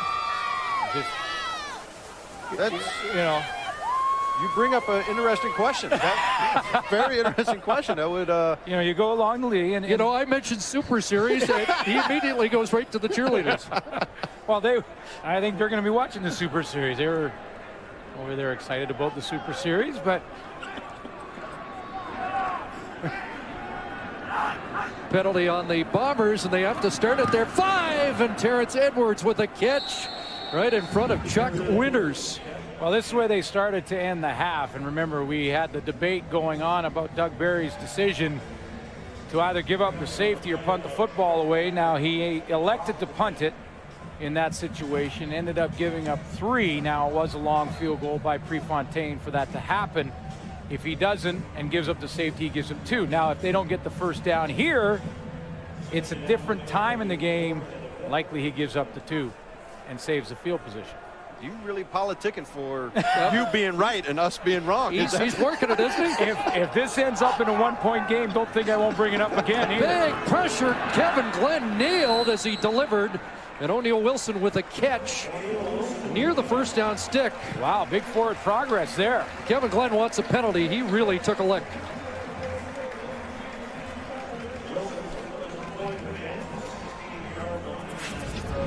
Well, there's been absolute zero tolerance when it comes to hitting the quarterback after he releases the football.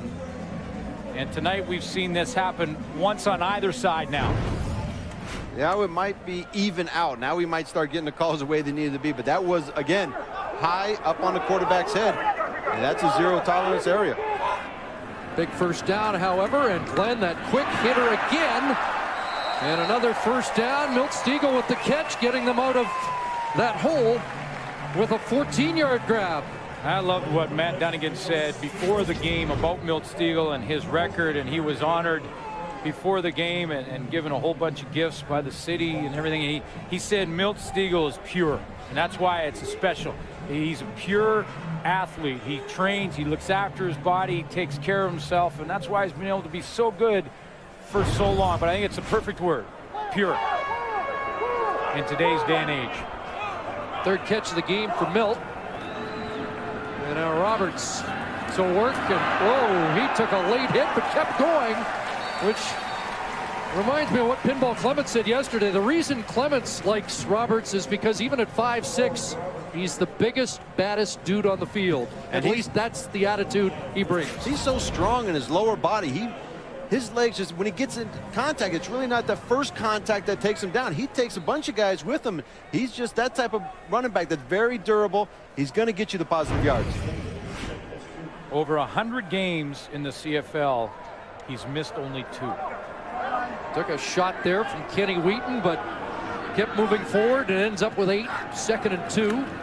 This time a fake to Roberts on a roll, and pass incomplete. Stegall looking for a penalty as Kenny Wheaton seemed to impede his progress, and no call. You know, I think Kenny Wheaton made a little contact there, but it might have been before the throw, and then he recovered and reacted as the ball was arriving.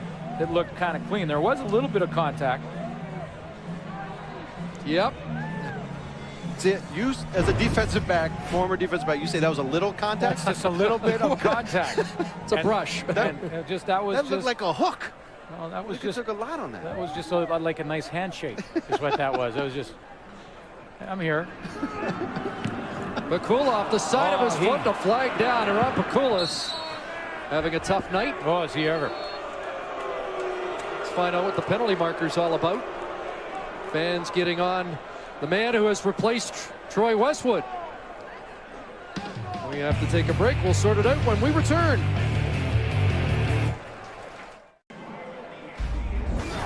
For every sack in tonight's game, Purolator donates the quarterback's weight in food to a local food bank.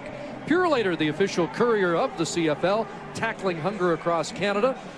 And the Bombers with 4 in the game, a couple for Kyra Seibert. Jonathan Brown has one for the Argos to take the league lead.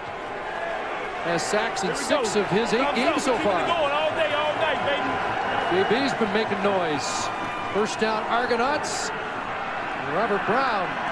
Robert Edwards, check that, is pushed back, and a little extra there as Jerome Haywood wants to get involved. Kyrie Seibert again making an impact in there as well. He was up there to stop the run. You know, this is the free safety who was in the secondary and disrupted in the last series a passing play by Rocky Butler. And this time, Kyrie Seibert right there is gonna step up into the box, and that's basically tackle to tackle, 5 yards each side of the line of scrimmage, and help stop the run with Merritt Simpson. Just one for Edwards, 2nd and 9. Bruce went across the line, flag down, and Butler will take off with it and dive forward. Arlen Bruce jumped the gun. Boy, Winnipeg's had Robert Edwards' number coming into the game, 16 carries, 34 yards against the Bombers, and tonight he really hasn't been able to get untracked either. And they haven't given him the ball a lot, but he's only been there a few days, so it's got to be tough. He has a couple plays that he knows and that he can do. Toronto number 5. Penalties decline. It's 3rd down. it's gonna take a while for him to get used to how the offensive linemen block and what areas to go to. But well, I think it really is a great acquisition for Toronto. This is the type of running back Steve Barada, the offense coordinator, wants for this offense. A Joffrey Reynolds type of big back who's going to get you 5-6 yards each carry that he has. Yet our big offensive lineman back in the studio said, you know, Dorsey looked good last week. You'll let him run the ball. See if Dorsey is deployed that way in the second half. He's had a big return. And I don't disagree with that thought, in that Dorsey's been there longer. Fontaine with a good kick. Albert Johnson. And Johnson down quickly. Great downfield cover again. This time it was John Williams after a 46-yard kick. Midway through the third quarter, no points in the second half so far, so the Argos continue to enjoy a 10-9 lead. Trying to snap a 4-game losing streak, while the Bombers at 4-2-1, trying to enhance their lead in the CFL East. There's Roberts adding to his total, but not much there off the left side. Maybe a yard. Willie Pyle, another tackle. Jonathan Brown has made his presence felt again tonight. He has, and he told me before the game that his inspiration in college was one of the great all-times, the late great Reggie White. And he said that Reggie White used to come back to college and help to mentor some of the young rush ends, and he said he learned a ton from him, and he's been his inspiration ever since. 2nd and 9. Glenn double clutched, and the pass falls incomplete, intended for Stiegel. Close to what would have been a first down, but another 2 and out. Danny, you mentioned to us during the break, this 19 points for Winnipeg in the third quarter. This is a slow team in each the first and third quarters out of the break. Yeah, I'm not sure exactly what it would be from, if it's too much adjustments at halftime or not really get into the game plan that you were doing in the first half. By the fourth quarter, they get things going. It could be that they run Charles Roberts so much that by the fourth quarter, the other team is so worn out that they just start piling up yards and start getting touchdowns at that point. See what Pakula does here. He has struggled tonight. This is better. And the fans respond. Bashar Livingston, one move, a broken tackle, and now a flag as he's finally taken down after a 49-yard kick.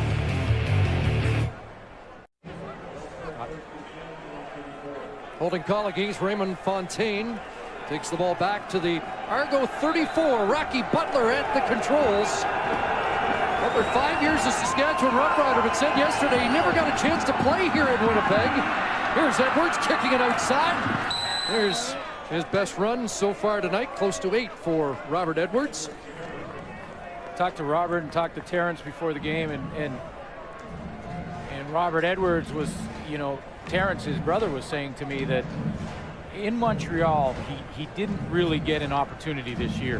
His runs were 99% of the time in short yardage. And that's why his average was so much lower. And Terrence was saying, you know, he never got the ball in their running set.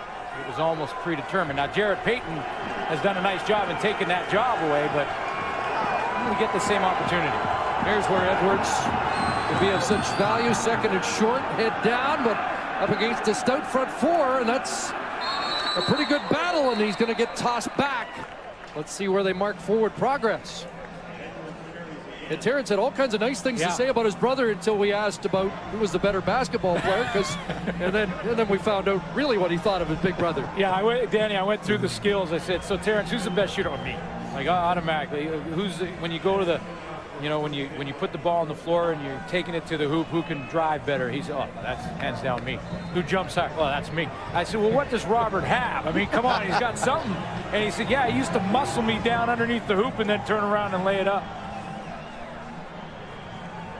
Got a late flag thrown while the Argos were in the huddle. Let's find out what this is all about. Illegal substitution, 13 men in the huddle, Toronto. That's a 10-yard penalty. We'll repeat, first down. That'll do it. Now Dorsey was on the field. Did Dorsey run on and maybe Edwards not come out? Yeah, you got to figure that this could happen to Toronto, which has gone through so many running backs throughout this season. If I'm a running back out of work right now, I'm going to go hang around the Argo practice. Sooner or later, you're going to get a call.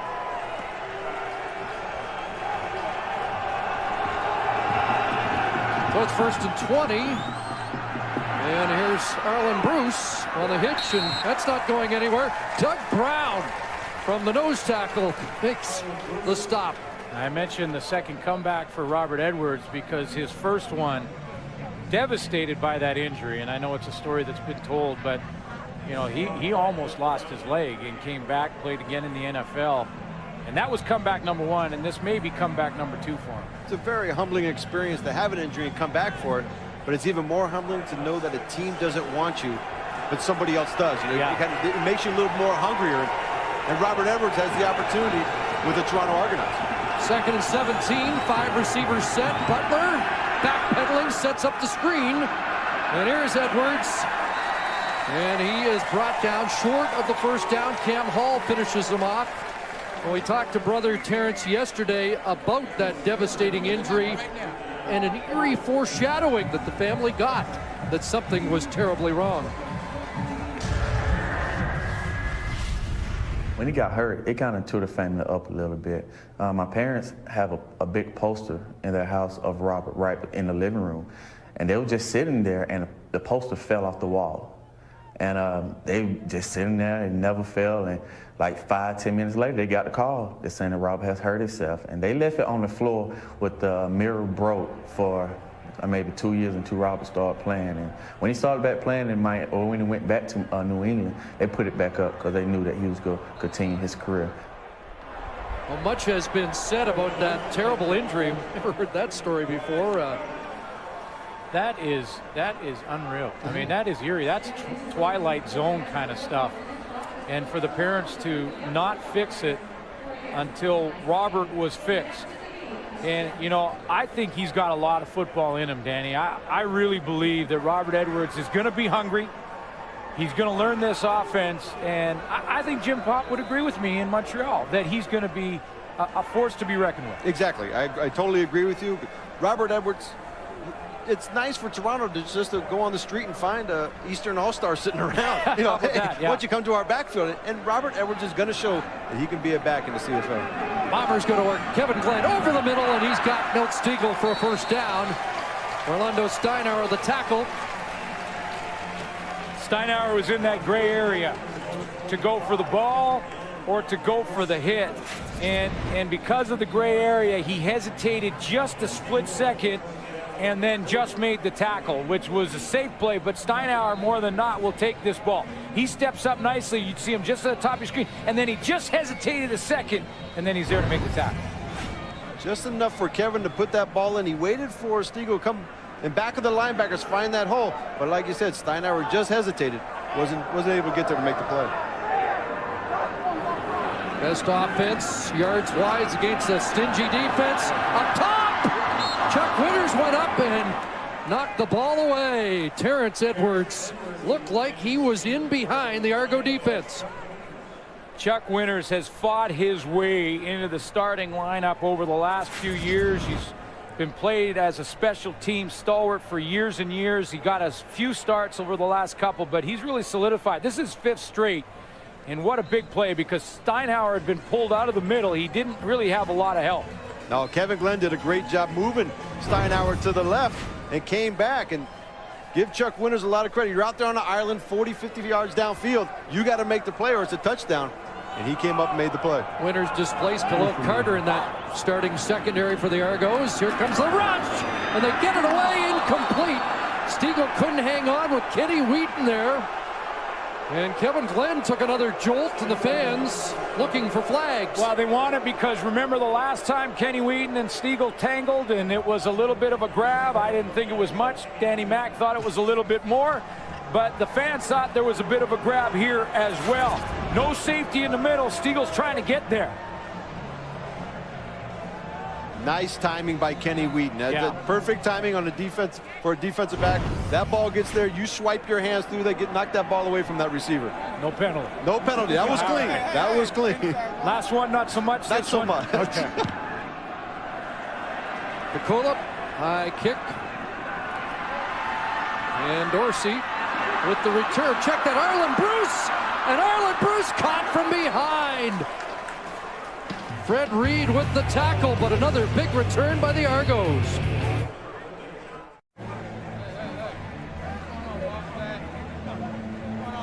Well, Kenny Wheaton with some tough defense, and then a 36-yard punt return by Arlen Bruce. So the second good punt return of this second half for the Argos. The Toronto Argonauts have said that, you know, if they're going to win on defense and special teams can create field position. So many changes, including the quarterback position. Remember, this is number 5 for Toronto in Rocky Butler. You know the offense is going to struggle a little bit. Arlen Bruce on the teams gives them some field position one more time. That's nice for this offense. This is the second time where they were in this area. Need to come away with some more points. You're on the road, you're in a visiting park, the fans don't like you. This is where it comes back to need more points and field goals. They got to drive this ball downfield and get into the bluegrass and get touchdowns when you're on the road. Last time they had the ball after a great punt return, it was a 2-and-out. They didn't get a yard, and in fact could not move it a few yards into Prefontaine range. Brian Crawford, the special teams demon for the Argos, shaken up on that last return. So here they are already in Prefontaine range at the 41-yard line. Let's see if they can do better than that. Bomber defense digs in. Butler's short drop. He's got Bruce. And Arlen Bruce has a first down. You know, one of the guys that benefits more than anything from the return of Tony Miles is Arlen Bruce. Tony Miles lined up outside of Arlen Bruce here, and he's going to be the deep guy. That forces the DBs back a little bit and gives Arlen Bruce a little room underneath. Arlen Bruce with a late touchdown last August, which turned out to be the game-winning points here in an 18-15 Argo win. And remember the Eastern semifinal with that huge Arlen Bruce touchdown that triggered the comeback. Argos trailed by 10 in the fourth quarter. And that was over 70, wasn't it? That 77? Yeah, and that was Michael Bishop's coming out party, basically. Arlen Bruce is a playmaker. He's the guy that just get him the football and things are going to happen. Not only just an offense, but he set this whole thing up with the punt return. So he's a valuable aspect for their offense. So Bruce does have a first down. The most dangerous weapon in that Argo arsenal, but unfortunately he has been nicked this year, and Charlie Horse has kept him out of a game and really limited what he has been able to do. Fans urging the defense here at Canada Stadium. Butler rolling and has Tony Miles. Miles with a first down and stopped by Nugent at the 17-yard line. Well, let's take a look at that big Bruce play from the Eastern semifinal that started the Argo comeback. Doug Barry didn't want to talk about it. Michael Bishop comes on the field, and 2 quick throws later, one there to Arlen Bruce, who split that coverage and away he went. But another one from Bishop, and it was comeback time for the Argonauts. R.J. Soward with the game-winning catch there. Now the Argos threatening here. And Edwards off the right side, trying to cut back, and nothing doing. Haywood hanging on, and Haywood's, or check that, Gavin Walls with the tackle. Simpson there as well. There's a nice little cat and mouse game going on between the offensive coordinator and the defensive coordinator of Winnipeg. Steve Brado's bringing in 6 receivers. Greg Marshall's bringing in 7 defensive backs. He's switching up. These guys are kind of waiting to see who comes on the field, and they're trying to do a bunch of different little things to get an advantage, to get that ball into the end zone. They're mixing things up. Now they come into a 2 tight end set just to confuse Winnipeg's defense. Second and nearly 10 again. Pressure. Butler sheds it into the end zone. Dropped. Tony Miles dropped it. I think David Bush just distracted him enough. Ball went through the hands of Bush and then in and out of the hands of Tony Miles on the final play of the third quarter. Third quarter stats are brought to you by Rona, the Canadian how-to people. Well, there's some numbers on the board offensively, but when you look at the most important numbers in the stats, it's 10-9, which is indicating that the defenses are turning it up, and I don't have a problem with that at all. Didn't think you'd have a problem with that, but this is Winnipeg's best quarter coming up, the fourth quarter in this season. Here's where Charles Roberts starts to get the ball a little bit more. Here's where Kevin Glenn starts to find his receivers. This is time where Winnipeg starts to put points on the board. Yes, but a critical quarter for the Argos when you consider their record, trying to snap a 4-game losing streak. They could move within 3 points of Winnipeg, and then the battle's on for first place. 3 ways: Montreal, Winnipeg, and Toronto. Oh, the Eastern Division is getting very tight, which is making everything exciting. Every play is very important. This fourth quarter, these last 15 minutes, very important for all these teams.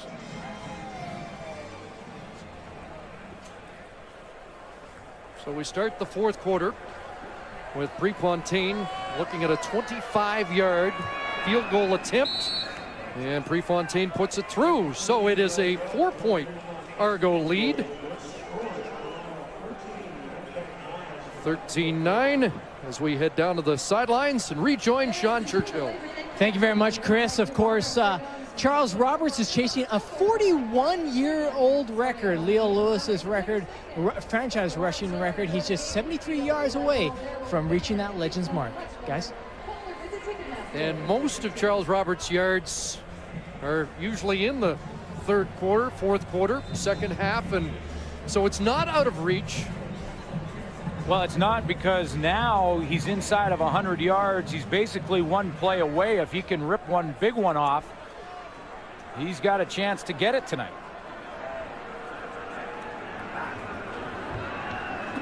Here's Kevin Glenn rolling. There's Terrence Edwards with a catch. Terrence Edwards, who came into this game ranked 3rd in CFL receiving. But there's the man that the Argos will be focusing on here in the fourth quarter. Charles Roberts, when he's just getting the football, he's just so durable. He's staying around. That's why he's making onto these records. Leo Lewis, outstanding running back. We hear the stories about what a great running back he was. During our time now, as a former player, Charles Roberts by far is the best running back that I've seen in the CFL in my years playing. Roberts with one 100-yard game this year, 4 games that he has tallied over 90 yards. There's a quick hit. Oh, baby! That'll test the durability of Charles Roberts. Jordan Younger with the big hit, and Roberts just gets right back up. Yeah, you just cannot keep Charles Roberts down or out of a game. This is a big hit from Jordan Younger off the edge. He's sitting back in his zone, and this is called a couple yards and a headache. Comes up and makes the play, but here's the facet of Charles Roberts that people really don't talk about. They talk about his running skills. He's an outstanding receiver as well. It gives Kevin Glenn a lot of options when he comes out of the backfield. You know, he's on pace for a 75-catch season, which would be a personal best. Now tries to get outside, and does, and gets close to the chain for first down. Boy, there's a little Charles Roberts magic. And it was a DB, Khalil Carter, who was trying to cut down the angle on Charles Roberts and looked like he had the angle. But this is the burst and the extra gear that Charles Roberts has. That was 1st and 2nd. He bounces into 4th. And then also there's 5th to the outside. He's got that 5th gear, and Khalil Carter had his angle outrun. He does a good job with his upper body kind of leaning into where the defender's coming from. So the defender will just slide off, and he's able to get around that corner, pick up some extra yards. Remember, 6 straight starts over 100 yards against the Argos, and 179 in that Eastern Semi last year, 2nd and 1. And Roberts close to the first down. And you know what? Stopping the run, guys, for the Argonaut defense has been a huge factor in whether or not they win or lose games. I mean, just look at those numbers. In the 5 losses, Rich Stubler's defense is giving up 127.4 yards per game along the ground. In the 2 wins, they cut that way down to 54. The difference between winning and losing has been stopping the run defensively. And they are at 95 yards tonight, rushing yards allowed. And it will be 3rd down and a chain link to go. I love this chess match, Danny. You mentioned it. You know, Rich Stubler, and you got, this is great CFL experience as they try and move the pawns, for lack of a better way. Yeah. of saying it. They're not pawns. The players are not pawns. That's the wrong way to say it. But moving their men around to get the right situation. Big boys will hunker down again. And Kevin Glenn will plunge ahead behind Dominic Picard, Matt Sheridan, Andrew Green. And that offensive line that's done such a good job of protecting the quarterback and opening up holes for Charles Roberts this season. Just 9 sacks allowed. That's very good. The offensive line is doing a great job with the pass protection. A lot of it goes to their coach, Bob Wiley. He's a real technician guy. Doesn't really get on the guys, yelling at them and stuff like that, but he's a real technique guy. All the linemen all wish they would have had him when they were in their rookie year. Just the way he focuses his coaching is about technique and body position. Bombers have moved it into Toronto territory at the Argo 52, and Kevin Glenn looking up top. Stiegel can't bring it down. Again, the Bomber fans, the sellout crowd, want a penalty. This time called on Jordan Younger. It looked to me live that the timing was pretty good. Nice move by Stiegel to get inside position. He gets downfield in a hurry. It looks like he's open, and all of a sudden, Younger comes by and just kind of takes his legs out. Maybe a split second early. Maybe a split second, but we slowed it down, and it was that close from Jordan Younger, who was really not the guy covering Stiegel, but helped his teammate out. All CFL in 2005. Jordan Younger on the corner. Byron Parker's been hurt from tonight on the other corner. 2nd and 10. Kevin Glenn steps up, flag flies, and Glenn slides feet first, close to the first down, probably comes up a yard short, and we'll find out what this penalty's all about. Jonathan Brown is calling holding. And so is Glenn Johnson. I don't think Jonathan Brown talked Glenn Johnson into the holding, but often the defensive player who's calling it is the guy who was held. Now the Argos trying to decide what they should do, and I'm surprised they automatically don't take the penalty. It would be 3rd and a yard. Holding, Winnipeg number 53. It's a 10-yard penalty. Repeat, 2nd down. So Jonathan Brown saw Dominic Picard hold his teammate Adriano Belli. They've been going at it all night. There they are right there. There's Belli and Picard. He's in his center against that nose tackle. Watch this.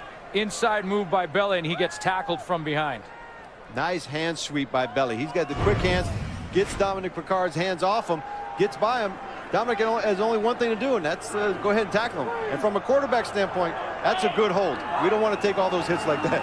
2nd and 20, and again up top, looking for Armstrong, and overthrows the intended receiver. Adriano Belli with the good hands you talked about and those quick hands, and that's not easy for a man who's upwards of pushing 300 pounds. Now in the program it says 290, but over there at Mariposa Meats and that he works at and owns in Toronto, doing all that chopping of the meat and working on it. He actually trains, like, remember the Rocky movies on the big side of beef? Yeah. He'll actually do that, and he says, by the way, when you punch one of those sides of beef, you cannot break a rib like they showed in the movie. Bakula kicks it away. There's Dorsey with the catch, draws the flag, and Dominic Dorsey broke a tackle up the sidelines to the 50-yard line. The Argos continue good production on punt returns. Well, 13-9, Argos with the lead, 10:31 to go, 4th quarter. Mike Clemens said prior to the game that the Argos can win if Rocky Butler continues to improve. Would you call this an improved Rocky Butler tonight? Oh, he's definitely improving. He's doing a great job of managing the football game, taking the shots that are there, making it happen, just doing a great job, not making mistakes. Well, the double tight end to give to Robert Edwards straight ahead, and Edwards brought down by Jenkins. That's the kind of play calling I think we're going to see for Rocky Butler, is to try and get him in 2nd and medium, because I agree 100% with you, Danny, in that if Rocky Butler continues to manage and the Argos can continue to win the field position advantage war here, they can punt the football away and throw their defense out there. And as long as their defense holds, they win the football game. Absolutely. 5 for Edwards, 2nd and 5. And He's got Arlen Bruce there, who wanted to put a move on Sam Young, but he'll be content after losing a shoe to move the chains. He blew a tire. And they're giving just simple routes for Rocky Butler to throw. Arlen Bruce on a speed out. We saw it earlier in the game. Gets enough yards for the first down. Nice, clean throw. Nobody in front of Rocky Butler. He's able to get the ball out there. Borderline conservative play calling, but it's effective play calling. Like Glenn was saying, you want to win the field position battle now in the fourth quarter. Only way you lose that is by some type of turnover.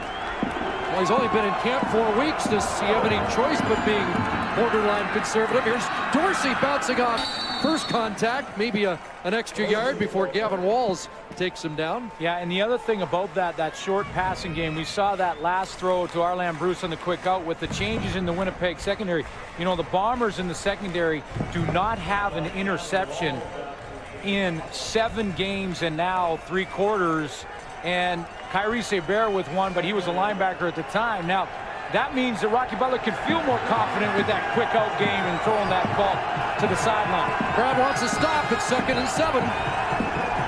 The Bomber 46 heats on. Butler throws downfield, jump ball. Incomplete. Obed Satut, the intended receiver. 3 Bombers were around him, and the heat was on Rocky Butler. Heat coming from Barron Simpson, who is quietly putting together another great football game. Barron Simpson, number 51, he cuts right through the middle of your screen, and he's going to put all the pressure on Butler. Great job by Coach Marshall mixing up the coverages. And how do you get Rocky Butler to make a mistake? Put pressure on him, get him out of his comfort zone, make him do something he doesn't want to do, and try to force the issue to get that turnover. Rocky pretty smart there, getting the ball high and out of bounds. Let his punter come on and try to pin Winnipeg back in their own zone. Argos have been winning the field position battle in this second half, and now Prefontaine will try to pin Winnipeg deep. Albert Johnson would like to tilt the field the other way, but he's not going to get a chance. Prefontaine bounces it out at the Bomber 11. 2 weeks ago, a fourth quarter comeback by the Bombers in BC. Can Kevin Glenn engineer another one tonight? Looking for O'Neal Wilson and overthrowing him, looking for a big play. Doug Berry tracks big plays, 15-yard runs, 20-yard passing plays. Says a good team will average 5 a game. His team's averaging 6 so far. They're the big play men for the Bombers this year. And obviously, Winnipeg to this point has had more big plays than the Argos. However, only 3 so far tonight, which might explain why they trail by 4. And that's what they need to flop field position. If they can't get the big play on defense, they're going to have to make the big play on offense to get that field position back. See if Terrence Edwards is the man he looks to. A pump in trouble and throws complete. There's a guy whose middle name, big play, Milt Stegall. Not a 20-yarder, but a huge first down for the Bombers.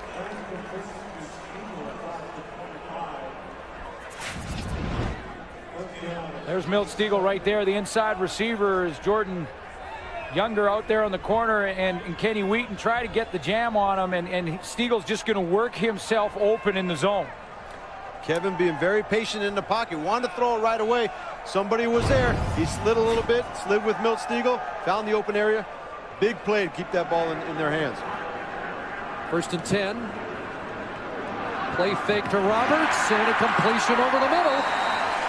And once again, Milt Stegall has a catch. And why not go to Milt Stegall? Because coming into this game, when you look at the top 4 receivers all time in the history of the CFL, if Kevin Glenn needs a big play, go to Milt Stegall, because the top 4 receivers are right there in this graphic. And look at their average per catch. Milt Stegall right there is the leader of that top 4. And remember, he still holds the record in the CFL for having the best season when it comes to yards per catch. So Milt Stegall maybe is your guy if Kevin Glenn needs that big play. The Stegall Network on the Stegall night. Charles Roberts ahead for a few, and then drilled back.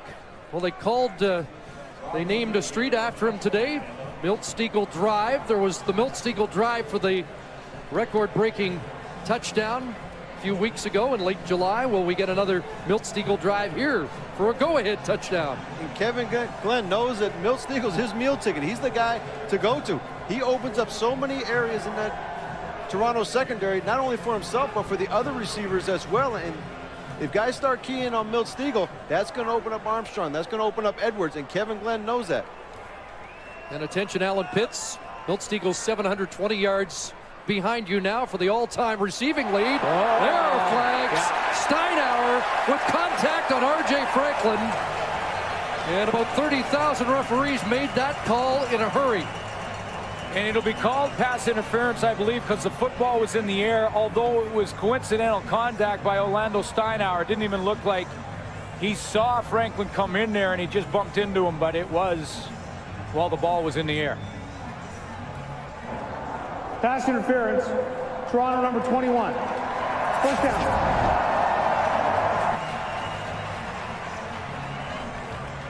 We had it earlier where Steinauer kind of was a little hesitant on the Milt Stegall crossing pattern, didn't get there in time.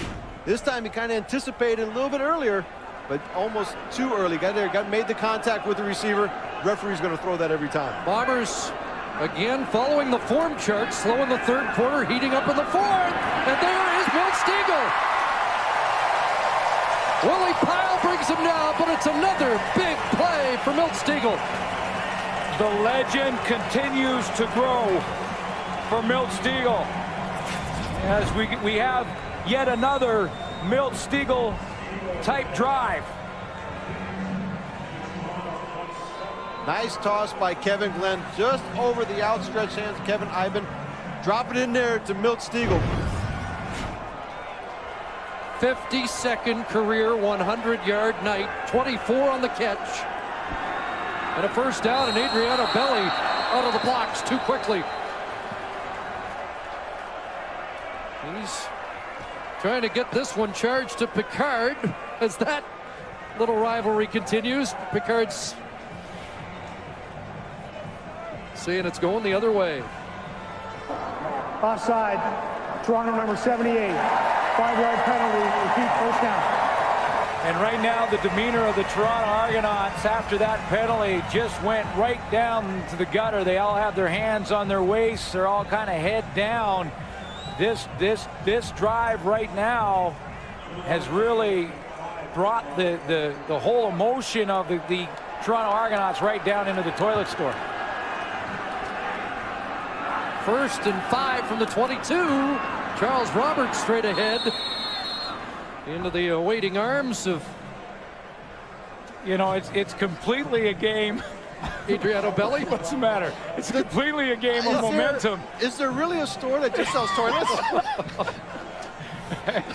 That was from my favorite movie. Yeah, one of my favorite comedies. Great. You remember Anchorman, right? Yes. Okay. But it is a game of momentum, and this drive is just taking the wind out of the sails. You know, the Argonauts were managing the game nicely. They had the field position advantage, and now it's been taken away. 2nd down and 2. Back to Roberts, and Kenny Wheaton can't bring him down. And Roberts to the 17, close to a first down. Kenny Wheaton had the stop, and as he has done so many times, Roberts made a miss. But one thing what he did, he made Charles Roberts go back inside. He kept contained, made sure Charles Roberts didn't use his speed to get around the outside. He made Charles go back into where the rest of the Toronto Argonaut defenders are. And Kenny Wheaton just held on and waited for a company to come out and help him out. And that's what you have to do with Charles Roberts. You try to contain him. Not many times you're going to have one-on-one tackling of Charles Roberts. You're going to have somebody else come by and help you out. But Danny, in the biggest play of the game perhaps for the Winnipeg Blue Bombers right now, they would be kicking a field goal if not for that guy right there. Absolutely. That was an individual effort from a man who stands 5'6", and that's what he does. Because that was a huge loss, and they'd be putting the field goal on the team on the field right now. Roberts is giving them another chance for that major. Well, they're a chain link short. It's 3rd down, and Doug Barry has a lot of faith in Kevin Glenn quarterback sneak. Well, wait a minute, we've got a flag. Wow. And did they have too many men in the huddle?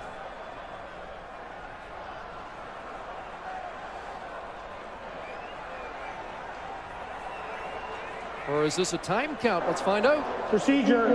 Winnipeg, number 53. He moved the ball forward prior to the play. It's a 5-yard penalty. Repeat, third down. So Belly had been working that, and he got the call at the most critical time. And this is the first game Dominic Picard has had a nose guard over the top of him. In a 3-4 defense, Adriano Belli is right over him every play. In a 4-3 defense, he has nobody over the top of him. He's able to move around.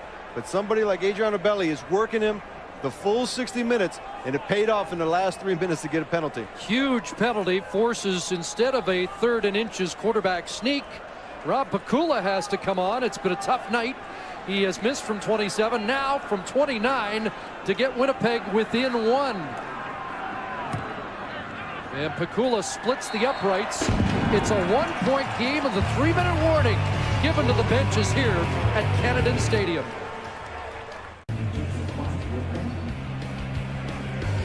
Well, it's going to be a very interesting final. 2:47. The Argos opt to accept the kickoff, which is interesting. Often you'll take the 35, but we've seen some good returns tonight. And the Argos wanted to win on defense and special teams, or thought that's the way they might. Let's see how this decision works out. Bashar Livingston will be stopped short of the 35, just down to the 32. Tonight's game story brought to you by Sport Check, your Under Armour headquarters. Charles Roberts has 100 yards on the night. Maybe needed some more. Kevin Glenn is right around his pace. Rocky Butler doing a great job for Toronto managing the game. Robert Edwards getting a few touches, getting some of those yards that they really need on first down. They need him right now. Absolutely. Let's see how he manages this crowd and this revved up Winnipeg defense. Play action and a ball dropped in the hands of Daryl Mitchell, who does not have a catch in this game. Let's see why Winnipeg had to settle for 3 on that last series. Yeah, it's a big play in the game. Dominic Picard had moved the football forward, and I know fans want to take a look. Well, just take a look at here. You can rotate the ball as a center. That was the rotation. That's okay. But this little movement forward, remember, the Bombers only needed inches. That movement forward, that cost him the penalty in the field goal. Now let's see how it all ends up. They had moved it 82 yards on the drive before that penalty. Settled for 3. Now 2nd and 10 in loud Canada Stadium. And a pass complete for a first down as Rocky Butler hooks up with Tony Miles. How big is that from Rocky Butler to be able to complete that throw, calm under pressure with the crowd going off the hook? That's a big throw because he actually moves Kyrie Saint-Bear just a little to the inside so he can get that ball outside to Tony Miles. Nice eyes by Rocky Butler. And I love the composure for him to stand in there, crowd going nuts, step in and throw a strike. 15 for Tony Miles and a first down.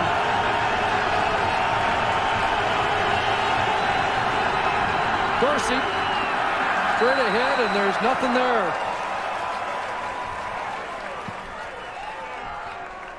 Yeah, there was one thing there. It was Barron Simpson.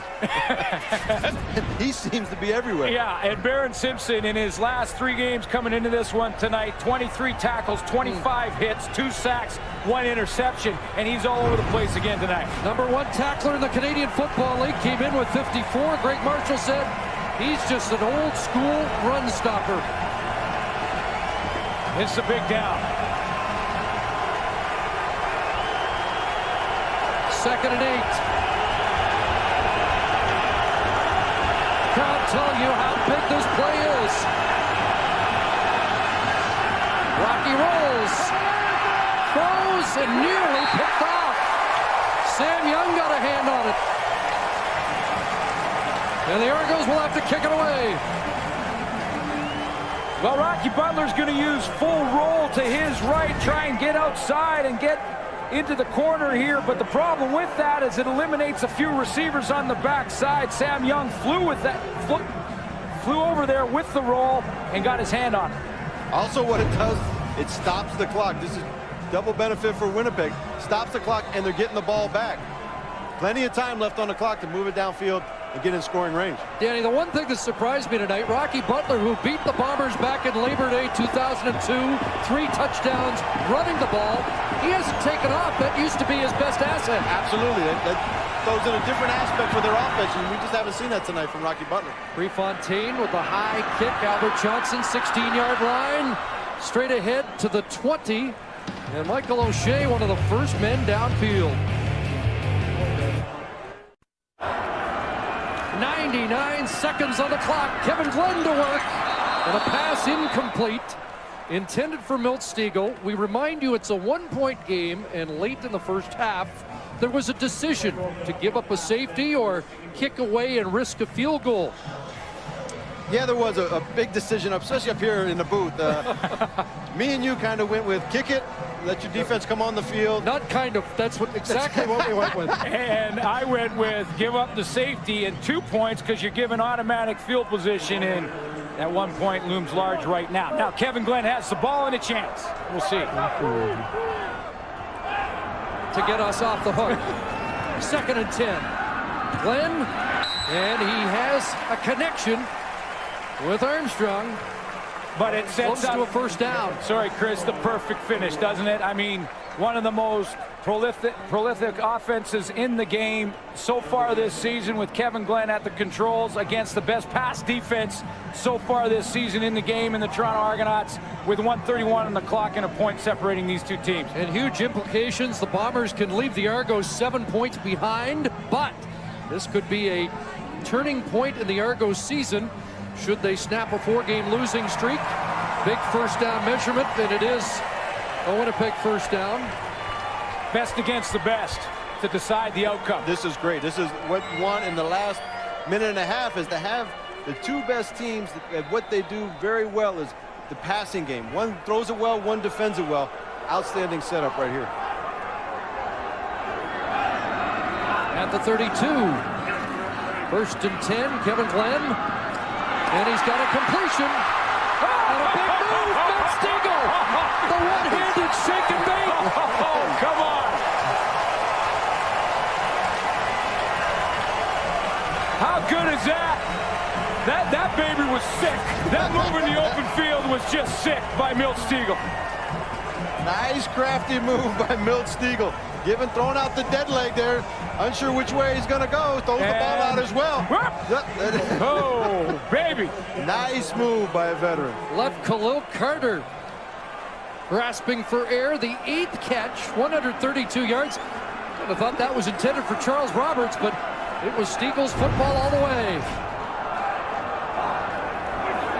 21 for Stegall. Flag down. O'Neal Wilson a catch. Another flag.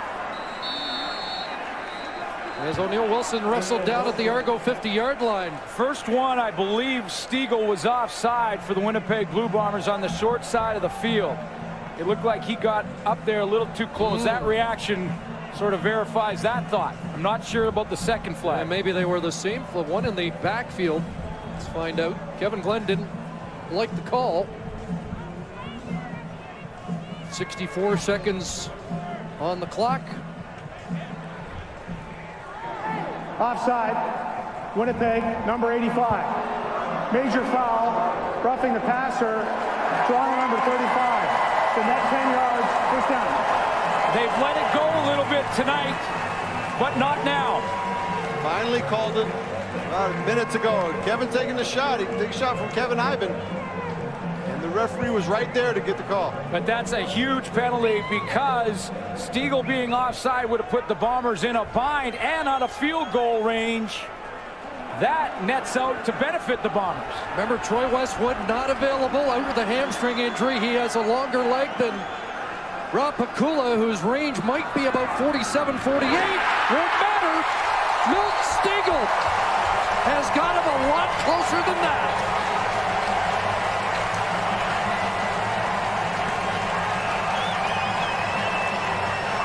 He's money when they need him the most, and they're going to take Charles Roberts out of the backfield, and he becomes another receiver, and against the zone, that just helps Stegall find a hole.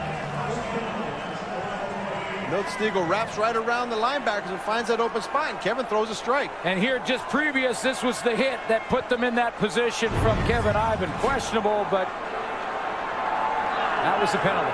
19 on that last pickup, and now Charles Roberts to go to work at the 25-yard line. Rob Pakula will be the man on the spot. He won it 2 weeks ago in BC. First ever game-winning field goal in the CFL from 33 out. 1 for 2 tonight. You know, and it brings up the question as to whether or not Doug Barry decides to kick the field goal on second down. I know that they'd like to take more time off the clock and not give the Argos any time with the football. But if you go on second down to kick the field goal and you botch the snap, at this range, you could try it again if your holder just recovers it.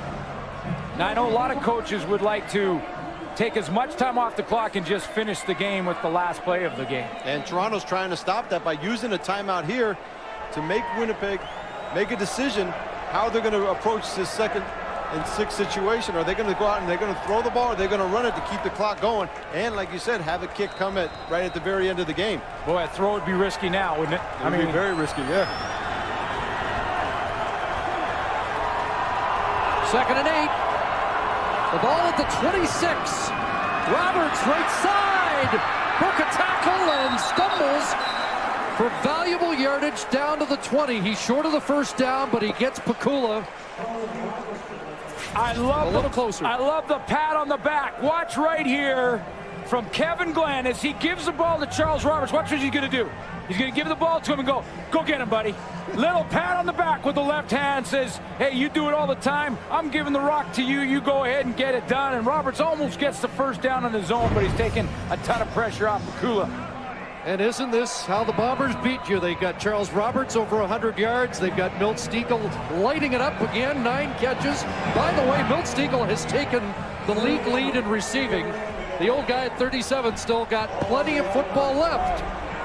And I know that message from the Winnipeg fans was transmitted to his wife and mom. 1 more year. Milt Stegall, he's amazing at what he does. Keeps himself in top condition. He does a lot of things to make sure when he gets on that game field, he's giving his very best. And that's what we talked about before, and Matt Dunnigan talked about what a pure athlete Milt Stegall is. And he's been money down the stretch, and you know what? He is over his pace to catch Alan Pitts this year. Another big game from Milt Stegall, and he's given his team a chance, him and Kevin Glenn. Let's not take anything away from what Kevin Glenn has done to march this football down the field. Well, it's the offense Doug Barry engineered. They've got them into field goal range, and all Rob Pakula has to do is finish it off. From 28 yards out, Corey Jenkins, the former quarterback, now linebacker, puts it down. Pakula puts it up, and the Bombers have the lead with 8 seconds left.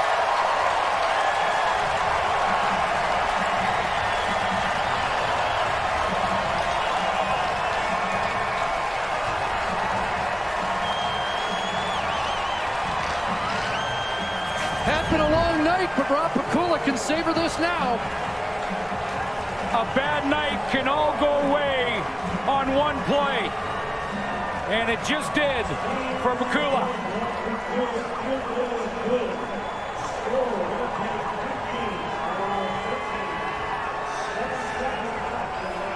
This team just won't go away. They keep battling. When you see a team that keeps coming up with big fourth quarters, you know there's something special. They're a very confident team. They don't get worried about it. They don't kind of freak out and say, oh, what's going to happen next? They understand that there's a lot of plays in a ball game. You got to put yourself in position to get points on the board. Okay, quarterback, what's your play call here? Argos have 7 seconds left. Just send them all downfield, throw it up, and hope you get a prayer answered. You got your speed guys out there. Looking for a penalty maybe as much as anything.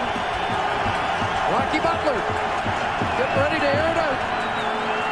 Looking for Bashar Livingston. The ball knocked down. Time expired, and the Winnipeg Blue Bombers are 5-2-1. And the Toronto Argonauts, a tough night, have lost 5 consecutive games. Well, it's time now for the Friday Night Gladiator, and it's brought to you by Castrol. More than just oil, it's liquid engineering. Well, I always like to mention the honorable mentions before we get to it. Byron Parker had a very good game. Jonathan Brown, a good game, you know, but over the last 3 or 4, the consistency of Barron Simpson, and once again, when the team needed him most, Barron Simpson just shut the door. So Barron Simpson's our guy. Great selection, especially a guy like that. You know he's always around the football, knows for the ball. He's going to be in that pit area where not many people like to go, but Barron Simpson runs that whole area. Make sure he gets in to make the tackle. And Barron will receive a Movado Series 800 watch as tonight's Gladiator. Movado, the art of performance. Barron Simpson and the Bombers, I salute you. So Winnipeg enhances its lead in the CFL East, and the Argos continue to lose.